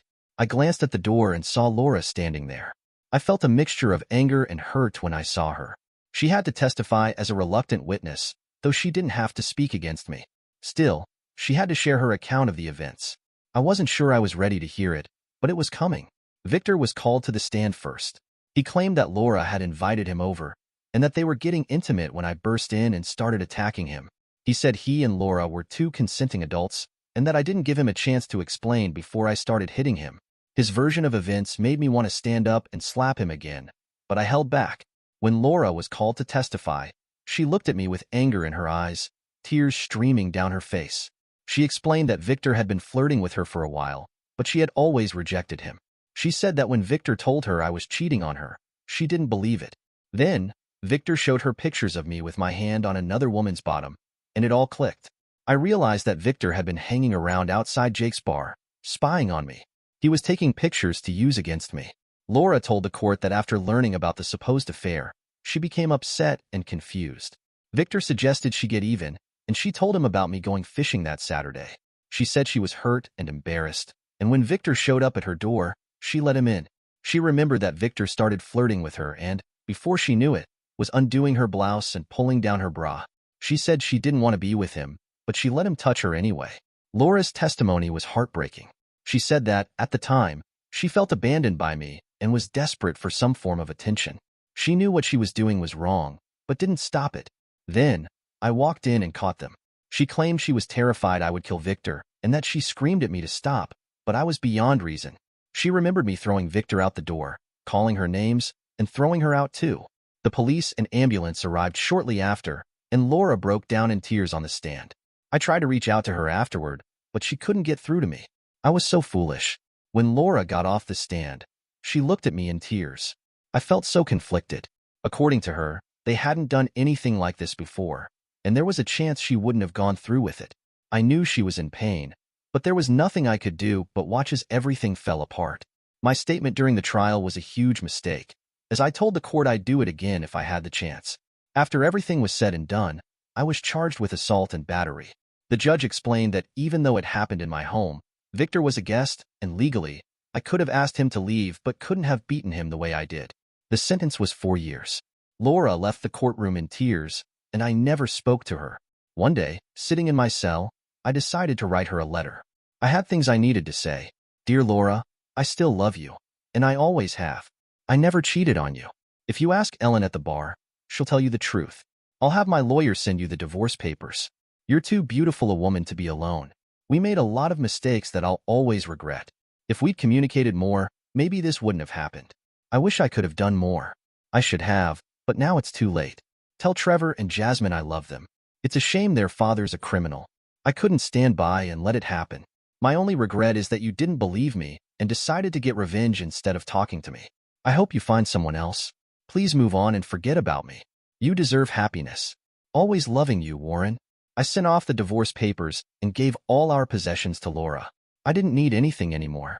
I spent my time trying to better myself, enrolling in rehab programs. I didn't have many skills beyond labor, but I started a welding program. At least when I got out, I could probably get a job and build a future. A couple of months later, the cell officer told me I had a visitor. I assumed it was a lawyer with the divorce papers. The visitation room I was sent to had a table, minimal touching allowed. When I entered, I saw Laura sitting at the table. She looked up at me, tears streaming down her face. "Hey, Laura, what brings you here?" I asked, trying to hold it together. "I don't want a divorce," she said. "I'll wait for you, as long as it takes. I don't want anyone but you. I made a terrible mistake not believing you. It'll never happen again. I know you may not believe me, but I don't think I went any further than I did. I felt so guilty. I was almost glad when you walked in. Our lives are a mess because of both of us. I take half the blame for being so stupid and not trusting you." She paused, then added, "I met this woman who told me she really cared for you, and I tried to be affectionate with her, but you told her you were happily married and wouldn't cheat on me. I told her about Victor and the pictures, and she got really mad. In fact, she said she had to kill him. I asked her about the kids, and she told me they were doing as well as could be expected. They couldn't afford the house anymore, so they were selling it. They moved in with her parents until they got back on their feet. The house was closing next week, and she put all our belongings into storage for me. I miss you so much. I can't live without you. I love you, Warren," she said through her tears. I replied, "I miss you too, but you need to get on with your life. I can't expect you to wait for me for another 3 years or so." She looked at me and said, "I'm not getting a divorce. I'll wait for you. If you still want a divorce when you get out, I'll sign the papers, but not before." We talked for a while longer. Then I asked the officer's permission to kiss her goodbye. We shared a tender kiss, and tears streamed down her face as she told me she would come see me every month. I told her not to visit that often. It would be too painful, but she agreed to come about once every 3 months. Life in prison went on. I received letters from my kids each month, telling me what they were up to, sometimes with pictures. I kept one of them, a photo of the kids with their smiling mother, on the wall in my cell. I was doing well with welding, and the instructor even offered to give me a job reference when I got out. Laura continued visiting every 3 months, updating me on her life. She had changed jobs and was working as a department manager with a slightly higher salary. Laura's parents had been supportive, letting her save most of the money to help her get back on her feet. I asked her what they thought of me now, given my criminal record. She replied, "Mom and Dad still love you, Warren. They know you acted out of anger. They were really upset with me for being so foolish. They said I was throwing away a good husband because we didn't communicate enough. In fact, when the divorce papers arrived, they told me, 'What are you going to do with them?' Then I tore them up in front of them, and they smiled." 6 months later, I had another visitor. This time, they wanted to see me at the glass display case instead of sitting at a table. I had no idea who it could be. I walked over to the window and saw Victor, holding the receiver. "What do you want, you son of a—" I started. He interrupted. "I thought I should let you know I'm going through with it." "What the hell are you talking about?" I asked. "Your wife's sex work, that's what I started, and now I'm going to finish it. You know we're dating, right?" he said. "You're lying, bastard." I shot back. "When I get out of here, I'm going to finish what I started. I might even take pictures of me with your wife and send them to you. You can hang them in your cell." He laughed. "I'll find you and kill you, you son of a—" I replied, "I won't be here by then. See you, Victor." He hung up, still laughing. Damn it. Things were going well, and now this bastard was back. I was sure Laura wasn't seeing him, but I needed to warn her. I finally got to the phone and called Laura. I could only make calls if I paid, and I hoped she would accept it. Trevor picked up. "Hey, Dad, how are you?" he asked. "It's good to hear your voice. I miss you." "I miss you too, Trevor," I said, "but I need to talk to your mom. Is she there?" "Yeah, she's here," he replied. "Mom, Dad needs you on the phone." Laura answered, and I immediately asked, "Have you talked to Victor lately?" "No. I can't stand the bastard after everything he's done." "What's wrong, Warren?" she asked, sensing something was urgent. "He showed up here a while ago," I said. "He told me you two are dating, but it's a lie. He's going to try to get revenge. He's going to try to sleep with you." Laura's voice shook. "I'll never let that happen, Warren. I'd rather die than let him near me. I'll be fine. You taught me how to take care of myself. The police won't help unless something happens, but I'll be careful. I love you, Laura," I said before hanging up. It was all I could do. A week later, I was visited by two officers from the sheriff's office. Lieutenant Winslow and Officer Derrick came to my table. "Do you know anything about Victor Medley's death?" the lieutenant asked. "He was shot outside a bar 3 days ago." "Look, I don't own a gun, and Laura wouldn't let one in the house," I said, irritated. "Victor came here last week, probably to rub it in that I'm locked up and he's free. He came to taunt me. I don't care about him." "Good riddance." "Well, anyone else who might have a grudge against him?" the lieutenant asked. "Who cares? He's dead," I said. "Laura doesn't have it in her to kill someone.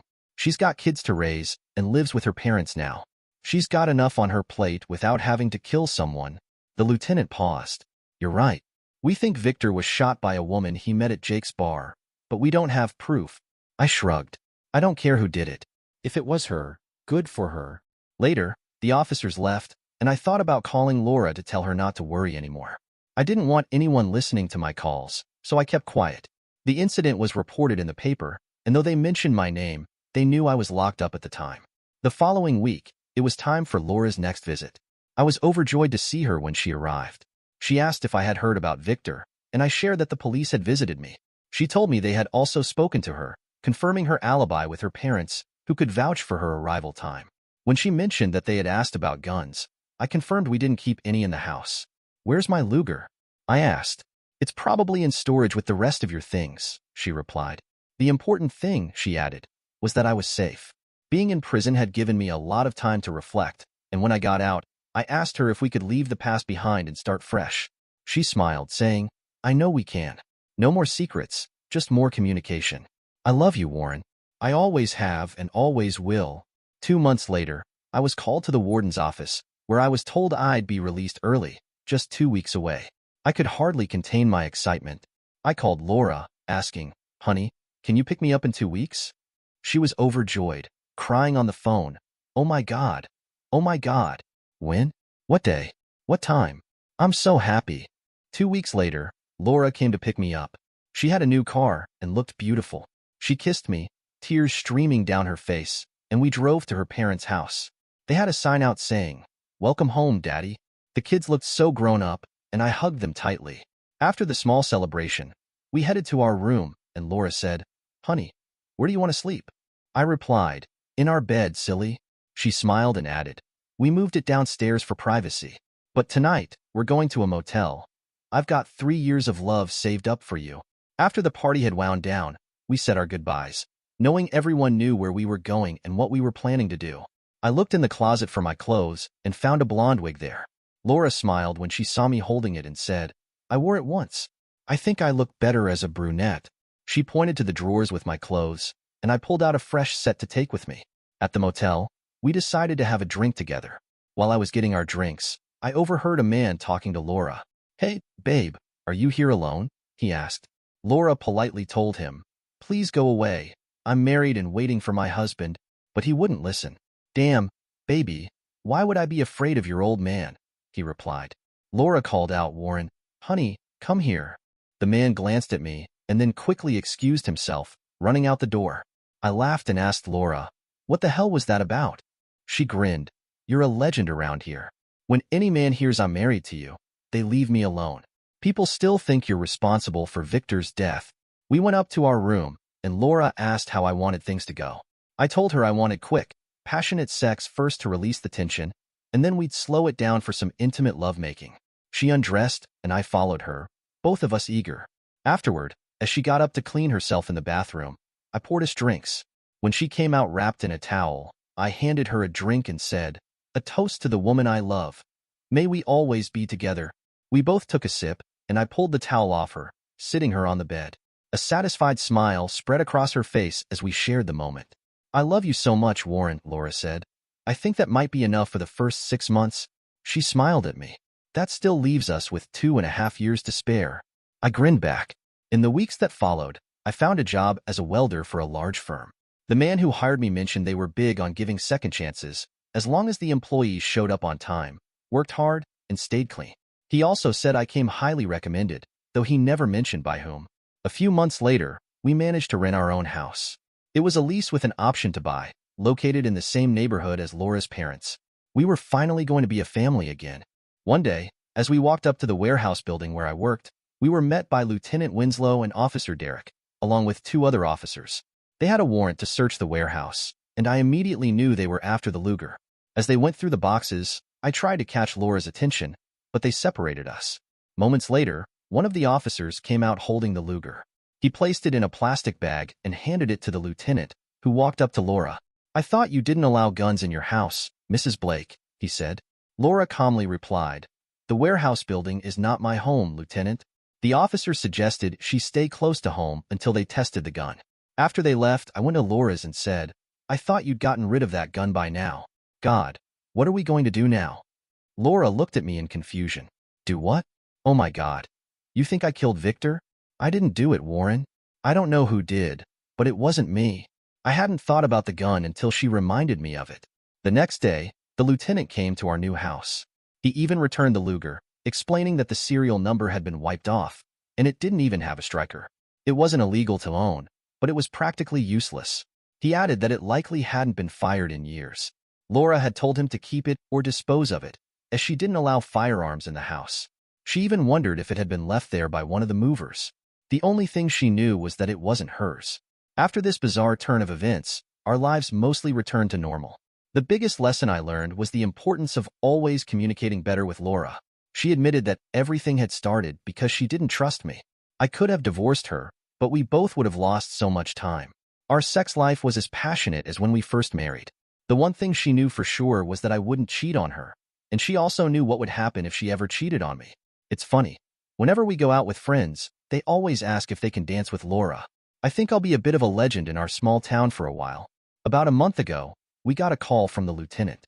He told us we were no longer under surveillance in connection with Victor's murder. It turned out the killer was Ellen, the woman from the bar. Victor had been involved with her, and she was a psycho, a black widow.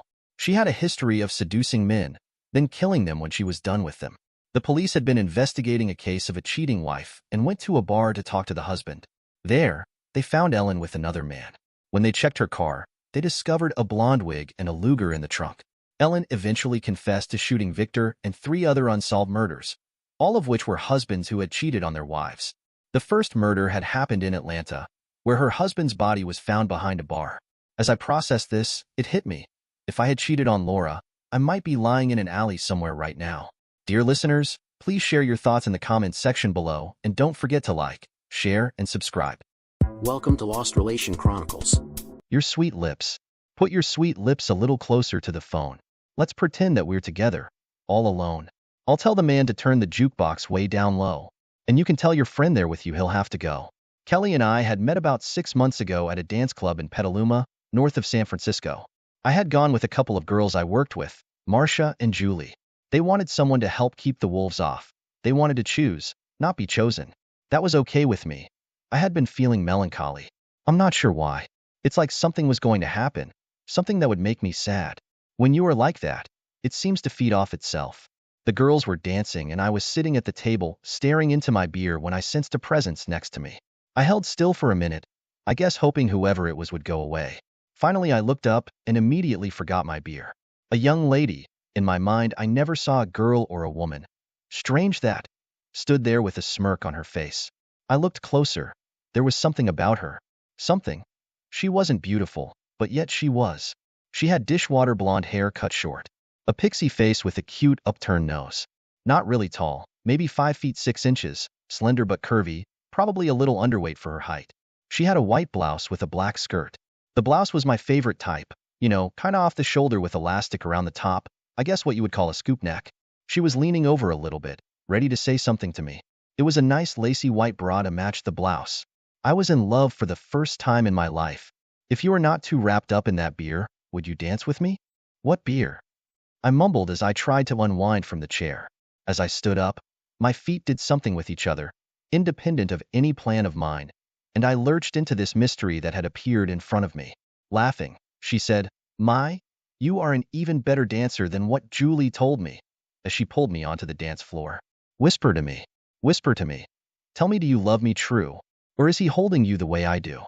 Though love is blind, make up your mind. I've got to know. Should I hang up? Or will you tell him he'll have to go? Luckily for me, the song was fast and loud. I was able to gather my wits and do a credible job with the dance. The next number was a little slower and we were able to talk. Laughing again, she said, "I'm Julie's cousin." She didn't know I was going to be here, but we ran into each other in the restroom. She told me that you were watching out for them, and I thought that was sweet. She was going to introduce us, but a guy she wanted to meet asked her to dance. She pointed to where you were and told me to introduce myself. "Hi, I'm Kelly." She smiled as she leaned back and put out her hand. "I'm Mark," I said as I shook hands with her. "I'm sorry I stepped on your foot before we even started dancing." She smiled and said, "You are more than making up for it. You actually dance very well. Could I ask what you were looking at in your beer?" I almost blurted, "There was a tear in my beer," but managed instead to say with some small amount of charm, "I was waiting for you to show up and I didn't want to be bothered by any of the other girls." She stopped dancing for a minute, looking at me with a serious look on her face. She started chuckling, "You're pretty smooth for a guy that can't even stand up without falling over." She leaned in a little closer, putting her arm around me. We sat out a couple of dances and had a beer and got to know about each other. I was 28 and an assistant winemaker at one of the nicer wineries in the Alexander Valley. Marcia and Julie worked in the tasting room. I had gone to UC Davis to get my degree in enology. I dated a few girls, but I told her, "I've only fallen in love once, though." I didn't tell her it was with her. Kelly had gone to school at the University of San Francisco, majoring in marketing. She was working in the marketing department of one of the telecom startups in Petaluma. The bandleader announced that they would play a waltz and then take a break. We stood up and started dancing, a little closer this time, as the band played Tennessee Waltz. As we danced, Kelly at first looked a little sad, then a bit angry. It made me a bit nervous since I was really starting to like her. After the dance, we went out front to get some fresh air. "I love that song," she said. "It always makes me sad, but a little mad too. You know the part where it goes." I was dancing with my darling to the Tennessee Waltz when an old friend I happened to see. I introduced him to my loved one. And while they were dancing, my friend stole my sweetheart from me. How could a girl be with another guy and do that to him? It just makes my blood boil. I felt relieved that it wasn't anything I had done, and actually a little thrilled because it sounded like she would be very loyal. Sweet words to me. I took her hand and didn't say anything, and after a while we went back in. Later she took me home since I had ridden with the girls. Marcia was the designated driver. When we got to my townhouse, we chatted for a minute, and then I got out and went around to her window. I told her how much I enjoyed the evening and asked her if I could take her to dinner the next week. She said she would love to and gave me her phone number. I started walking away, paused, and turned back to her. Kelly, I probably shouldn't say this, but you know I love you, don't you?" Grinning, she answered, "Of course, you dummy. You wear your heart on your sleeve." Shaking her head, but with a smile, she backed her car around and left. "You can't say the words. You can't say the words I want to hear. While you're with another man. If you want me, answer yes or no." "Darling, I will understand." We started dating regularly. That first dinner I was going to take her out on turned out to be dinner at her place. She had the left half of a one-story duplex in Cotati and lived by herself. She rented it furnished, so the furniture didn't reflect her taste. I noticed that it even had old-fashioned shades instead of blinds. She had insisted the owner install curtains for the front window since it was next to the entry door. With the shades down, you could still see shadows, silhouettes really, on the shades at night when someone would pass in front of a light. That first dinner turned out to be quite nice. Kelly had a great sense of humor, a sort of sardonic wit. We laughed a lot, and it turned out she was a great cook. I was rewarded with a somewhat more than chaste kiss goodnight. I had been careful not to mention love again. I didn't want to spook her. I learned my lesson growing up in western Kansas hunting quail and chikar. Too sudden a move scared off the quarry. Not that I considered Kelly quarry. Our relationship grew closer every time we saw each other. Kelly turned out to be a very caring, loving person. We never seemed to fight about anything. She was fun to be with and sexy as hell without trying. We gradually became more intimate, certainly a lot of very hot kisses. Fondling became a regular thing. Passion became a passion for both of us. We had not made love as yet. I felt she would if I pushed it, but I wanted the time to be right. I had a plan. I felt Kelly loved me as much as I did her, even though she hadn't actually said the word as yet. Maybe I was being a little presumptuous, but I felt a marriage proposal would be well received by her. I rounded up in order: an engagement ring, a dozen pink roses, and a beautiful card that said the loving words I had trouble getting off my tongue without twisting them all around. I wanted to surprise her with my proposal. This might have been somewhat rash given what happened that night when I went to change our lives forever. Instead of doing this on an evening when we had something planned, I went over when she wasn't expecting me. She said she was staying in to do her hair, clean the duplex, and watch an old movie. I thought it would be fun to catch her with her hair down, so to speak. Little did I know. Your sweet lips. Put your sweet lips a little closer to the phone. Let's pretend that we're together, all alone. I'll tell the man to turn the jukebox way down low. And you can tell your friend there with you he'll have to go. I got to her place, found a place to park, and walked to her door. The way the place was set up, you had to walk in front of her front window to get to the door. As I walked past the window, I glanced at the shade. I stopped suddenly in shock at what I saw. The shade was down, but the curtain wasn't pulled.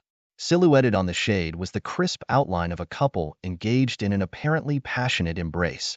I couldn't see any details, but it was clear, at least, that a very intimate kiss was taking place. I stood there for a long minute staring. I had heard of people saying their brain had frozen in a moment of shock. Now I understood what that was like.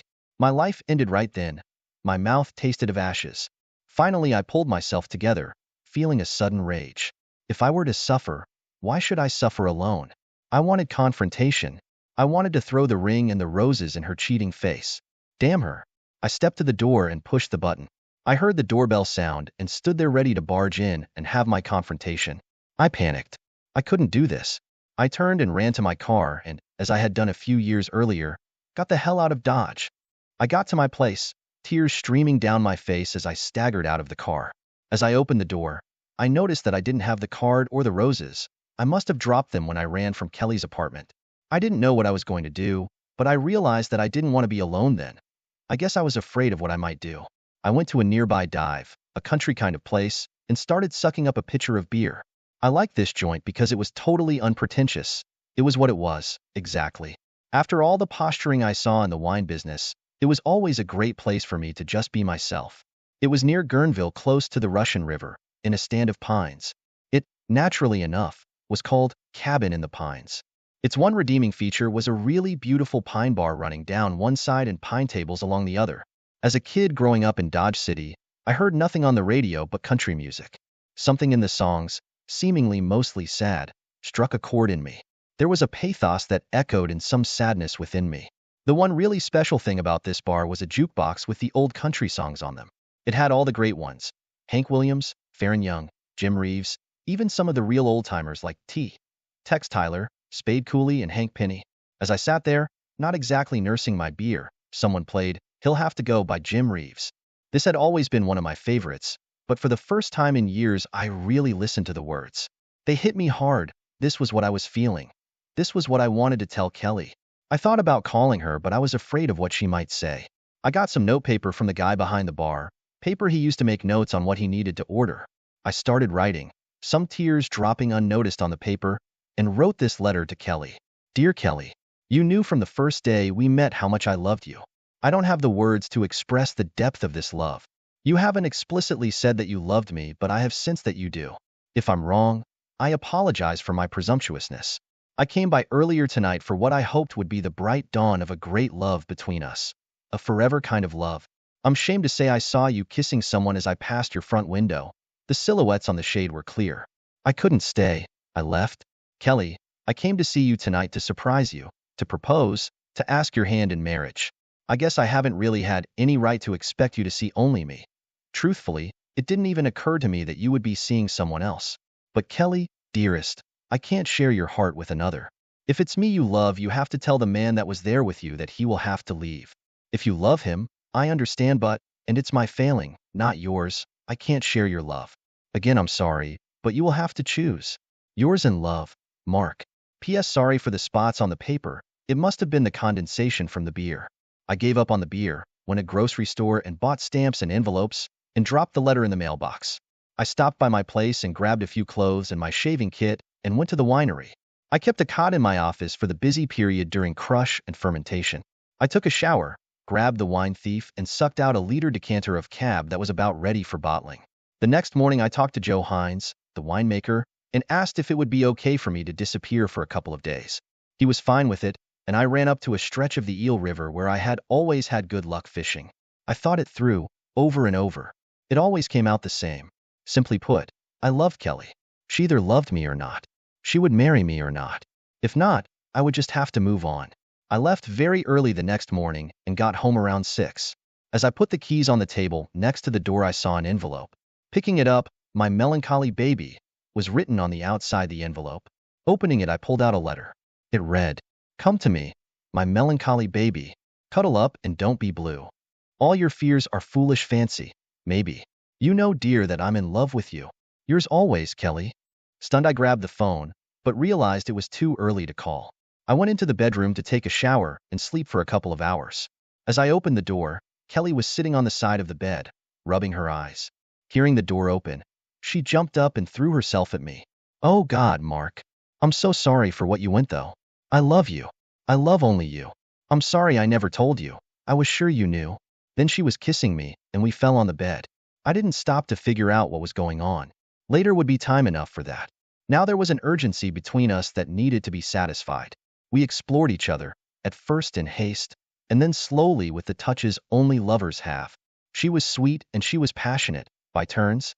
Later, lying there entwined, she explained. "As I told you, I wasn't expecting anyone. It was a down evening for me, just to catch up with things. Julie and Tony, you remember. She met him the same night we met at the dance. Anyway, that afternoon he popped the question, and they stopped by to tell me. She was so excited. She was just glowing. Anyway, from what we could figure out, Julie and Tony were in the living room, obviously holding each other close. I was in the kitchen making some coffee. My hair was in curlers and I had an old robe on. We heard the doorbell, but no one was there. Julie looked down and saw the card and the flowers. From the card we saw that it was you that had stopped by, and you must have seen Julie and Tony kissing. God, Mark. I read the card and cried for hours. I tried to call you, but there was no answer. I called Joe at the winery, and he told me you were going fishing for a couple of days. Then the next day I got your letter. I've slept here for the last 2 nights waiting for you to come home. You doofus. You should know you are the only man for me." I got up, somehow knowing that now was not the time to say anything. I got the ring from my billfold and slipped it on her finger. Kissing the ring, then her lips, we sealed a love that would burn brightly forever. I never again had that sadness, that melancholy. I never dwelled on what had happened. Our love was all I needed. Dear listeners, please share your thoughts in the comments section below, and don't forget to like, share, and subscribe.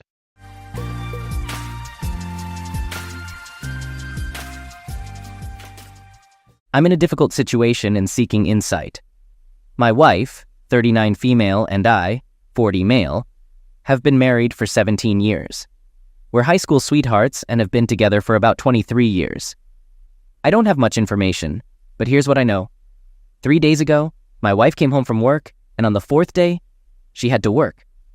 She appeared frantic, emotional, packed an overnight bag hastily, and left. Our oldest daughter was home at the time and witnessed it. I tried talking to her, but she was crying, distraught, and couldn't speak. She seemed on the verge of a panic. She hasn't responded to our texts or calls. I contacted her parents immediately, and they eventually replied, informing me that my wife is safe with them and asking for patience and understanding. That's all I heard from them. I reached out to her sister, brother, and one of her close work friends. Her brother claimed to know nothing, and her work friend said she was at work in the morning but had left by lunch 3 days ago. That's all she knew. It's been 3 days with no contact from my wife, not even with the kids. No one is providing any information. I'm here with my 3 daughters trying to manage without her. The kids keep asking me what's happening, questioning what happened with their mom. All I can say is that she's at her grandparents' place, and we need to be patient and understanding.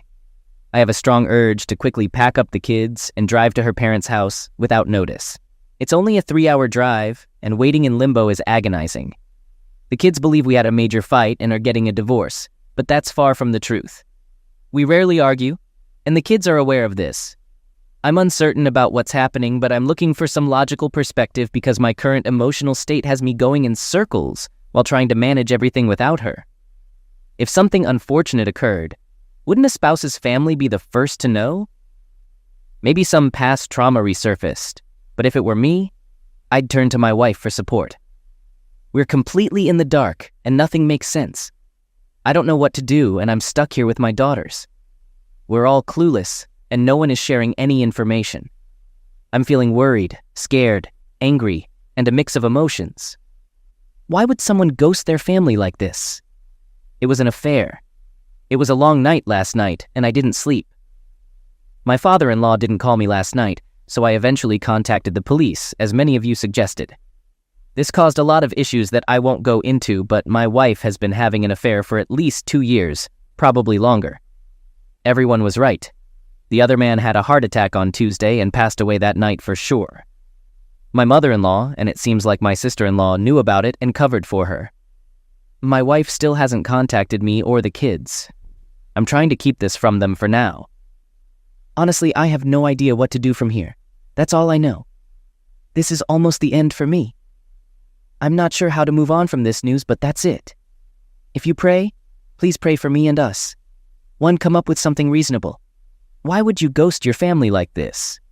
It's been just over a week since my D-Day, and since that day, I've learned my wife's affair lasted over 4 years. I don't have an exact timeline yet, but it likely started emotionally and then became physical. I'm curious how the pandemic and lockdowns played into this too. Many questions remain unanswered. Anyway, my in-laws paid an unplanned visit to see their grandchildren yesterday. My wife, who has been staying at their house since this ordeal began, didn't spend much time with the girls, just about 15 minutes. Afterward, they asked to speak with me privately. It was a lengthy conversation, as you'd expect, and I won't go into all the details. In short, my wife wants to return home but is afraid of the consequences of her actions. Her parents probed to find out if I intended to divorce and tried to persuade me to forgive my wife and rebuild our marriage. They seemed ashamed and embarrassed, but also wanted my wife out of their house. The exchange was civil and respectful. I admit that I told them I wasn't sure about my future plans, although I fully intend to divorce. I believe that revealing my plans now would hinder me from getting the truth from my wife.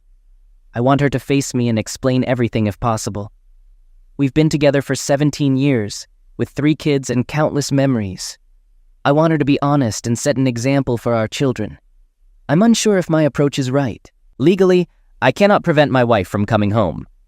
The lawyer made this clear, so if she decides to come home, I can't stop her, even though I don't want it right now. My daughters and I have established a routine, so I made a challenging request. I told her she could return home when she sat down with me in person, answered all my questions about her affair, and spoke with the girls, apologizing to them and answering their questions as well. This seemed fair since they already know. She doesn't have to comply with these demands legally, but I'm considering if her fear of facing us could work to our advantage. I don't want to be sneaky or manipulative. I prefer not to start cohabitating yet, if possible. There's a mandatory 90-day waiting period for divorce in our state. Her return home is inevitable, and we'll both have to go back to work eventually. Life will move on despite this mess. I'd like to delay it to plan and improve my mental and emotional well-being. My wife has been texting our girls, apologizing and expressing that she doesn't want a divorce. They've shared the texts with me and inquire about me daily. The reality of her actions is affecting her, especially in the last couple of days. How should I handle this? Was my request unreasonable?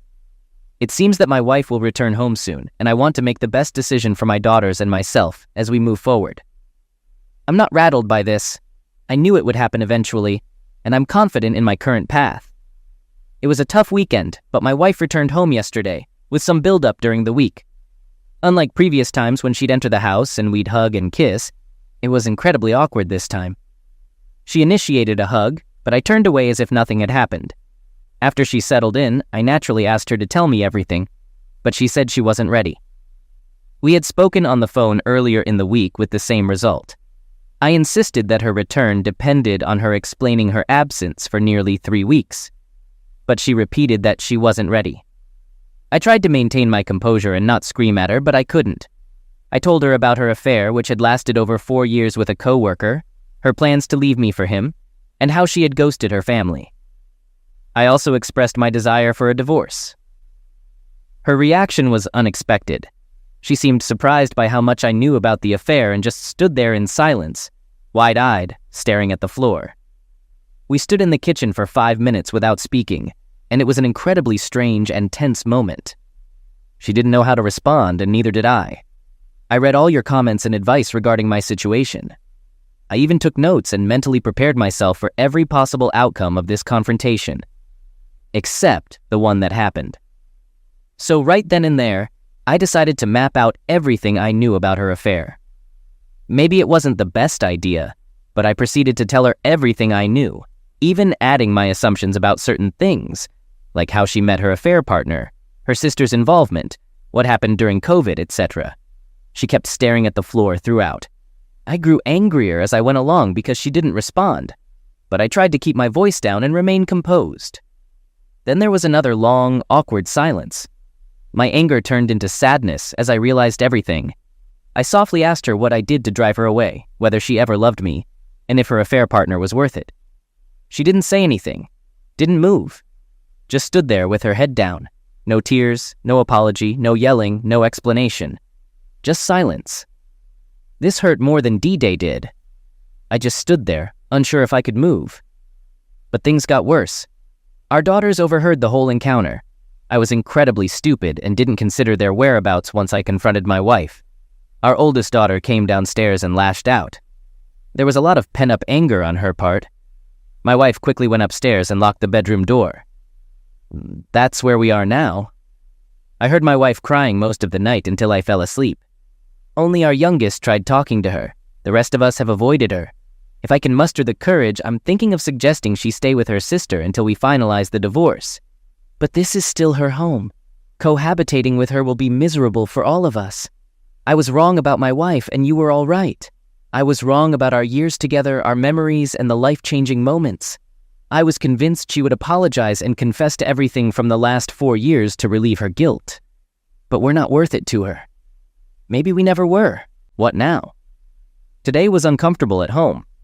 We tried to carry on like the past 2 weeks, but it's impossible. I just want to fast forward through all of this, past the divorce, past the awkward conversations, past the inevitable arguments, and past the drama of cohabitating with a wayward spouse. How did you manage that, especially with kids? I know this is just the beginning. I keep reading posts that promise it gets better, but I'm far from that point. There's not a moment when I don't want to scream or sob right now. I'm trying my hardest to keep a stable mind for the girls, but I don't know if I can do it for 3 more months. School will start before this is all over. I guess this is my life now. Thank you for caring so much. I don't know if the worst is behind or ahead of us, but I appreciate any advice to get through the next phase. I'm in a bad place and have been since my wayward wife came home after I found out about her affair. I've been pretending for my daughters, trying to say and think the right things, but tonight I have to admit the truth. As many of you say, the emotions come in waves, but tonight it hit me hard, and I lost my composure a bit. The divorce is filed, but my wayward wife hasn't hired a lawyer yet. I've been patient and delicate, hoping for an uncontested divorce that we mainly handle ourselves. But after tonight, I'm not so sure. We've been cohabitating during the week, and my wife goes to her sister's house on Fridays and returns on Sundays since her work is close, but her sister's an hour away. For the past couple of weeks, we've followed this routine with mostly avoidance. I've been trying to put my daughters first and meet their needs, but I got emotional tonight and didn't consider their whereabouts when confronting my wife. So our oldest daughter came downstairs and lashed out, and my wife quickly went upstairs and locked the bedroom door. That's where we are now. I heard my wife crying most of the night. Only our youngest tried talking to her, and the rest of us avoided her. It's for the best, right? Lately, I've heeded much of your advice, and I've worked hard to maintain self-discipline around my wife, even when it's tough. I've been short and indifferent when we briefly talk, but always polite and respectful. Until tonight. The last couple of Fridays, she left for her sister's before I got home from work, but tonight she was waiting in the kitchen. I tried to walk past, but she stopped me and asked if this is how I'm going to treat her just because she's not ready to talk about her affair. This is the first time she's mentioned it in almost a month. I tried to keep quiet and walk away, but our daughters weren't home and I lost control. I unleashed all my frustrations, pain, anger, and misery on her. I went on for a long time, raising my voice and getting emotional. I told her everything that's been tormenting me, everything I'd been holding back. I was so mad at myself afterward. I'd been doing well, but she got to me. I knew it would happen. I knew it. It's been building for a while, and there's only so much I can vent. For the first time, my wayward wife actually broke down and started sobbing uncontrollably. Regrettably, this made me happy, seeing her hurt as I was. I wished I didn't care, but there was some satisfaction in finally seeing her break down. It seemed like there was someone in there with a bit of compassion. Surprisingly, she mumbled apologies repeatedly during my outburst. She was ugly crying, and all she said was, "I'm so sorry." But in the end, I left the kitchen before she could gather herself enough to say anything more. I asked her to leave me alone. So that happened. She hung around the kitchen for a while before leaving for her sister's house again. The girls got home about half an hour later and could tell something had happened. But I wasn't ready to discuss it. I don't think they need to know about this, do they? The two youngest are doing better, and I don't want to disrupt their progress. Telling my oldest would only add more fuel to her fire, which I don't want. I hate this so much. I should have kept it together and just ignored my wayward wife or walked past her. Now, thinking back, it feels like she was trying to start a conversation about her affair but didn't know how to, and it obviously didn't go well because I exploded. I've started to worry about her, though. I know some of you may criticize me for this, but I don't want her to come too. She's been isolated and alone with her thoughts, with nearly everyone turning their back on her. You can say she deserves it, and that's true, but she's still a human being and the mother of my kids. This is a setback for me, and I'm really disappointed in myself. Sorry for the long rant. I also talked to my brother and ranted to him. I'll try to start fresh on Monday. I'm only human. It felt good to vent on her, but now I'm feeling regret. Should I text my wife or leave it be? I'm a mess, but thanks for listening and offering the support I need to get through all of this. And thank you for all the advice. In the midst of the chaos, we've all started therapy, so that's something, but this is incredibly hard, just so hard. I appreciate those of you who reached out to me, and I'm aware that most of you were right. Things aren't great, and I haven't had the chance to get online at all. I thought about taking a break from the internet, but this week has been a step backward. It's just been awful. My wife hasn't left me alone all week, being overly nice and continually apologizing for her affair, sobbing and trying to talk to me. I've ignored her at times, but talked when I was in the mood.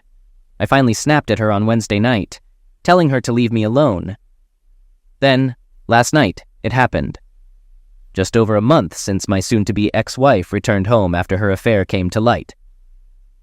As things have become this uncomfortable, cohabitating routine, she came into my room after the girls went to bed and asked to talk with me in private differently than how she'd been approaching me all week. I resisted at first, but eventually we went to the garage and sat in my car to avoid having the conversation in front of the kids. Again, it involved lengthy apologies, and she told me everything. According to her, we were out there for almost 3 hours. I'm not sure how much I should share. I was awake all night, listened to her sob for hours, and couldn't sleep.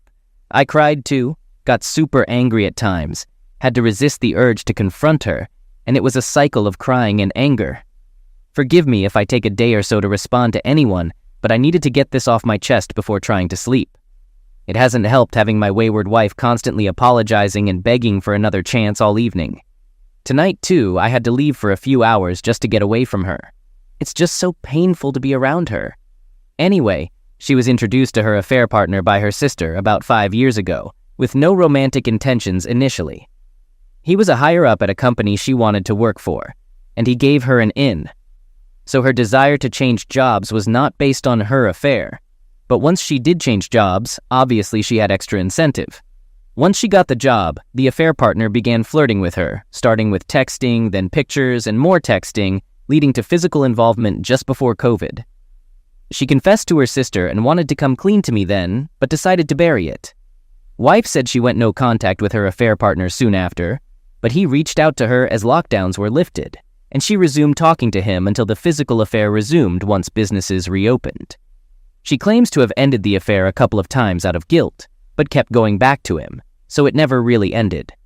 She included many details and had a 5-page handwritten timeline of her affair, which she read to me, answering questions along the way. She lied about many things like weekend trips with the girls, work-related travel, traffic jams, and other excuses, just as I suspected. The list of lies was extensive, and there were so many that I never questioned her.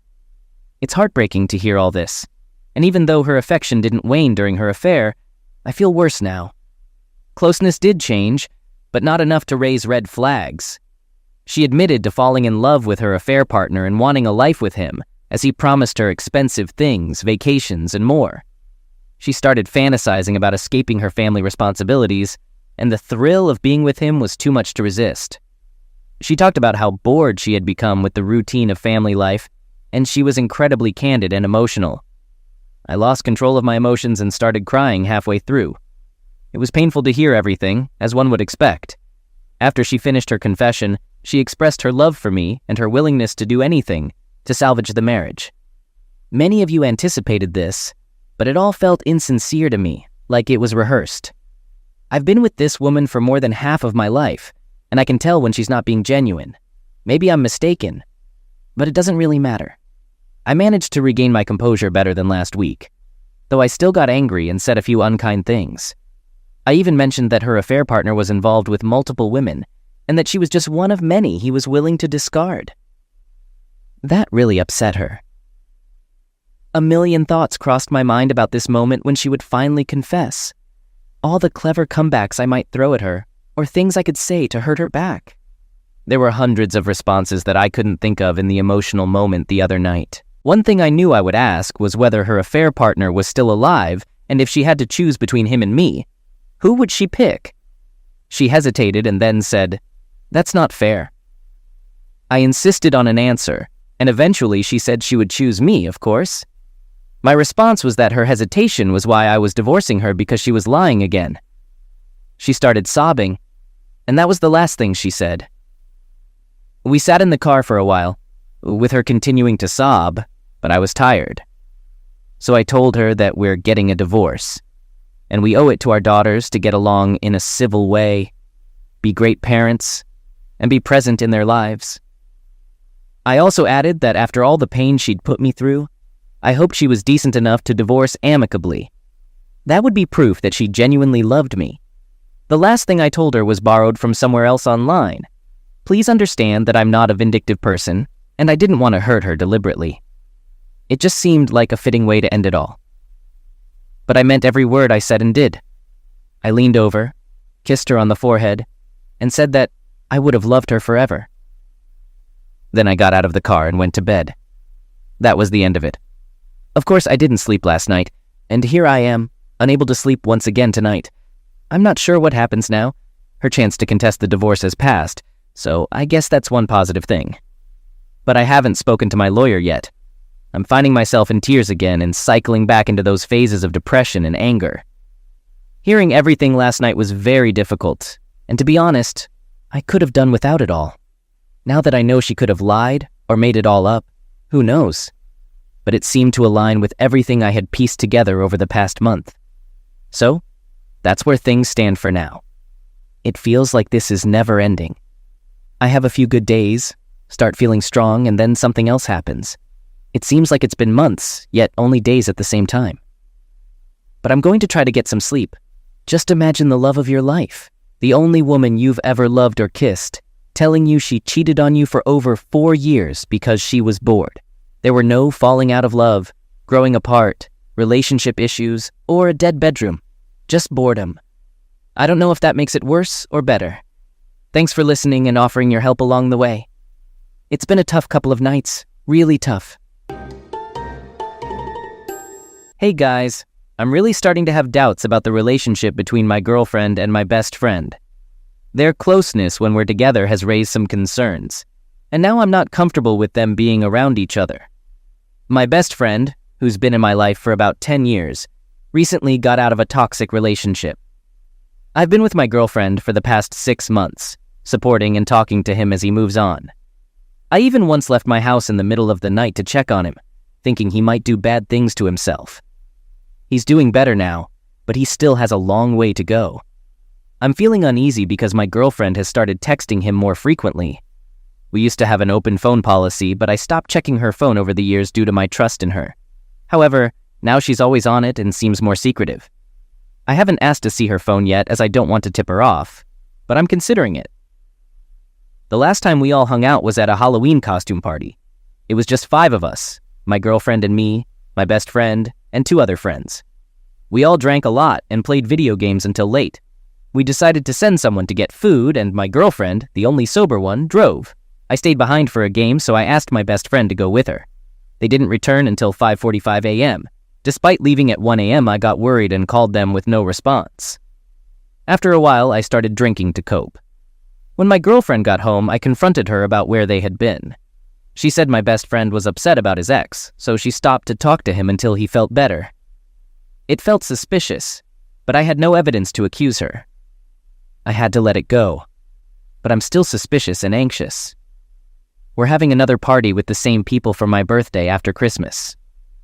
I'm nervous about my girlfriend and best friend being close, but I don't want to create a scene. We've been together for 5 years, and I really want our relationship to work, so I'm unsure about what to do. I'm starting to fear the worst. Update. I checked her phone. Thank you for the advice and support I've received so far. Many people commented and messaged me with their thoughts, and I want to express my gratitude once again. So, on Saturday night when she fell asleep, I looked through her messages with my best friend. My heart was racing. I didn't find any convincing evidence of her cheating on me, but I noticed they text almost daily, with many "what's up" and "how are you" messages from my girlfriend. While not conclusive, this confirms my feelings that they are very close. I'm not comfortable with this, especially since she's not being forthcoming and providing reassurance. I also found that she vented to my best friend about a recent minor argument we had, which is unusual for her, as she's usually secretive about our personal life. He didn't badmouth me, but it's a significant red flag given the context. I also checked for other messaging apps like WhatsApp and Snapchat, but didn't find anything suspicious. I should mention that my partner is tech-savvy, so hiding evidence from me might not be difficult. I can't access her work phone as I don't know the passcode, and I feel paranoid. Everything seemed great between us, but now it feels like a nightmare. Am I wrong for being suspicious? Is she genuinely trying to be a good friend? Am I overreacting? I want our relationship to work, but I'm struggling to calm my mind. What's my plan? I don't want to tip them off by asking them directly. I'm concerned they'll become more secretive. It bothers me, but I want the truth and am willing to wait to be sure. I think my best course of action is to continue observing their behavior at the upcoming party. I'll stay relatively sober, as some of you suggested. Trusting my gut feels valid. Just because everything seems fine on the surface doesn't mean there's no emotional relationship between them. Just because he's my best friend doesn't mean my girlfriend should reach out to him and vent about our arguments. Lately, I've been going out more to keep my mind occupied. I've been hitting the gym and occasionally meeting coworkers for pickup sports. It's been great for my mental and physical health. The day before Christmas Eve, I decided to change my routine and come home a few hours earlier than usual after my gym session. When I entered the house, I found my girlfriend cooking in the kitchen with a recipe on her phone left unattended on the counter. I greeted her, and as I walked past her phone to grab a cup from the cupboard, a text message from my best friend lit up on her phone. Without her realizing, I picked up the phone, unlocked it, and saw what I had suspected. They were both sending explicit photos to each other, or at least that's what I saw, which led me to confront her immediately. I asked her, "What the heck is going on?" She looked at me, and I could tell she understood my question. She quickly went into damage control mode, trying to convince me it was a foolish mistake and that she got carried away because of the attention. This was my best friend. I inquired about how long this had been happening, and she replied, "Recently, about a month or so, but maybe longer." She tearfully apologized repeatedly. I pressed her for details about what had occurred on the night of the Halloween party, as I no longer trusted her words. She admitted that something did happen that night, with tears streaming down her face and a look of nausea. After a lengthy pause, she confessed that he had asked for a closeness favor. Initially, she said no, but eventually gave in. She kept insisting it didn't mean anything, and she did it to make him feel better. I was furious and asked her why they didn't just go all the way if it didn't mean anything. She claimed she would never do that and begged me to believe her. It was hard to trust her after she had admitted to cheating on me. I yelled at her that I didn't believe her and declared that I was ending the relationship. She sobbed uncontrollably and clung to my arm, which I pulled away from before instructing her to leave my place. It was a struggle to get her out the door, but she eventually left. I've been bombarded with texts and phone calls from her, pleading for a second chance. Despite the advice I received, it's incredibly difficult to prepare for a betrayal like this, especially from a partner you deeply care about. Not to mention, I didn't mention it earlier, but my best friend is also my cousin. It's your best friend too. I still love her, but I can't forgive such a massive betrayal. All I can think about is that 5 years have gone to waste, and I feel helpless and broken. To make matters worse, this all happened right before Christmas Eve, which is when we usually celebrate with her family. I decided to stay home and play video games all day. I appreciate the support and advice I've received, as it has been very helpful. Now, I'm focused on picking up the pieces. This is the worst-case scenario, but I believe I'm strong enough to overcome it. I wouldn't put too much stock in her story about the closeness favor. I mean, does it really only take a guy to ask for one and she agrees right away? It wouldn't have taken 5 hours. Plus, that was Halloween. What have they been up to for the last 2 months? And do you really think that was the first time? Well, I guess it really doesn't matter now that it's over.